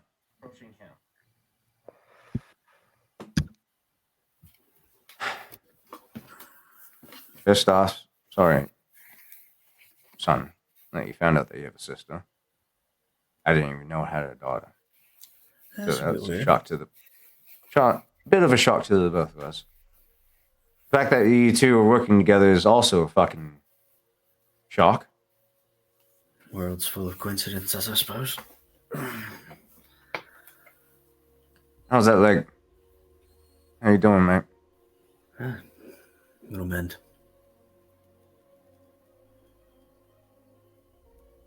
I mean, if you want, I could turn it into a shotgun if you want. I don't think I have real use for anything like that at the moment. I do hear that dwarves are excellent craftsmen, though. Oh, they're great. But your father's pretty good at creating things. Yeah. Children, apparently. That's a low blow, but okay. The plan's still the same. I want to get you back to Grand Soren, but you saw what we faced tonight. I need you to bring this full force of Grand Soren to this island. I will join you in this fight, but as you can see, we have some repairs to make. Yeah. And there's just like a small stream of water right next to you as he looks at it. And just kind of nods his head. Yeah. Don't mention me to Grand Soren. I don't know what your connections are right now to I mean, you have your people, obviously, but according to most of the world, you don't exist. Exactly.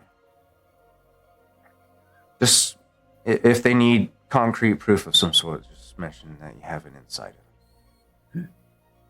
But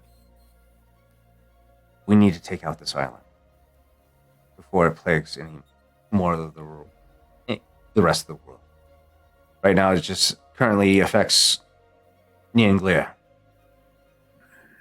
So they had all that inside. Who's to say they didn't have more? That's what I'm afraid of, mate. But that's something I've been fighting for since and after my expulsion from the Sovereign.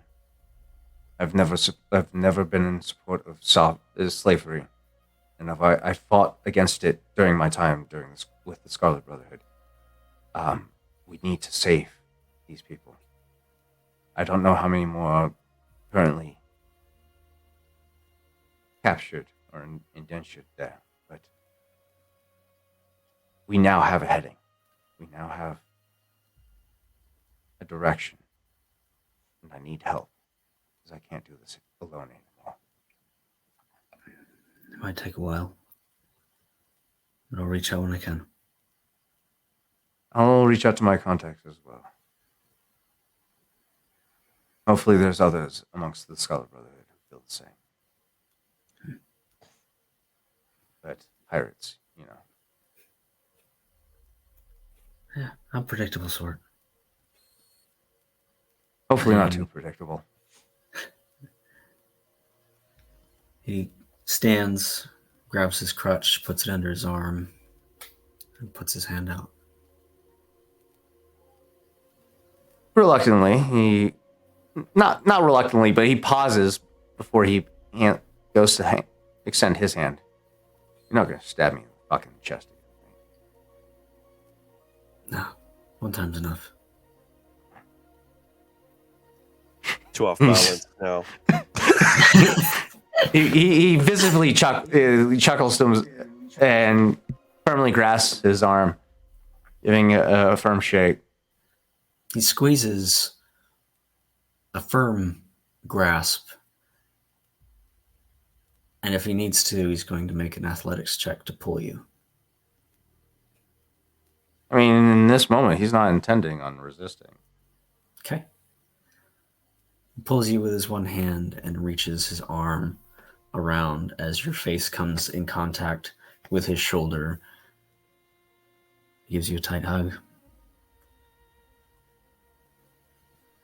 There's a moment of tenseness because, again, in close proximity, what was last met with a blade to the chest and being smited, and he's like, ugh.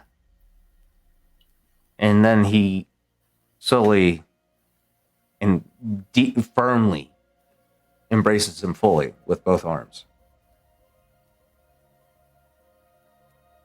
You have no idea how long I've waited for this moment.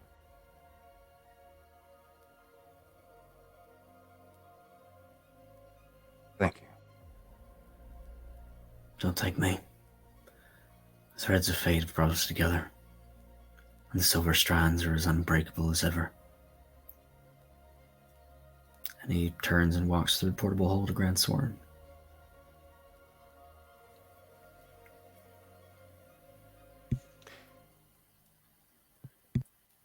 William makes his way back up to the top deck. Nimmers. Sending stone. Nina, I think you sent me a message. What is wrong with Finn? We're on our way home. If I can help, I will. We'll be there soon. But what is this situation? Your message cut off. You can respond to this message.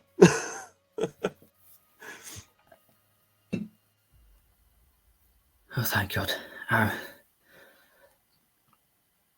It's Finn. I woke up this morning to make breakfast, and he wasn't here. That's typical sometimes, but usually I can find him out in the yard or just out front, or playing in the dirt. I've looked everywhere. I can't find him. Somebody said they swore they saw him leave town towards the woods. Towards the forest. Towards the crown. Fog? The mist? Mm-hmm. Shh. No! Oh, okay. Now we have two fronts at the same fucking time. Oh, we have time to kill. No, our ship needs dire repair. So, Emrys, we can take care of your son's situation. While we're landlocked. Well, Emrys freaks out and has a moment. Xenia, you said you had something with Grendel? Yeah, Xenia would have stayed with Grendel in her quarters for a moment, sort of taking several sprigs of dried herbs from his pouch, which usually he crushes them to like smoke them in his pipe. But instead, this time he's taken a sprig of rosemary, lavender, chamomile, and mugwort, plated them together and set them in a bowl. And he's essentially just leaving them to smoke, which he recalls was a practice that his mother would do when he was quite sick. In a way, it cleared the air, but he also knows that it has some calming properties. So he hopes that. I'm sorry. What had to do with Grendel? I'm smoking some herbs in your room. It's a practice that my mother used to do for me when I was still like physically sick. Oh no, Grendel would 100% be partaking in whatever Xenia is partaking in. She is You're asleep. You're asleep. She's basically like You're asleep. doing like a sage burning and like just like an incense sort of in a bowl while you're resting. Oh yeah, I know. Grendel is passed the fuck out. Yeah, no, I know you are, but essentially this will sort of help you like sleep more deeper and hopefully feel a bit calmer when you wake. And also the air will smell nice and not just like seawater and William. Would this be like the first time that Grendel has actually like slept well in like a long ass time? In a good while. If the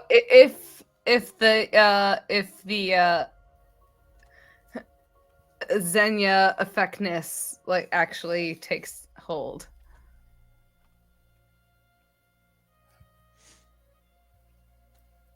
Well, what was the part about William? This will help the air smell better, so it's not just seawater and William. Ah. Yeah. Fuck that guy.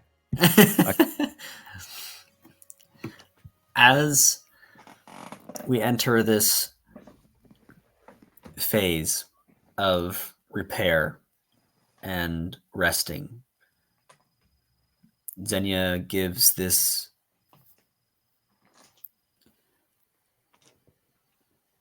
small practice from their orc background.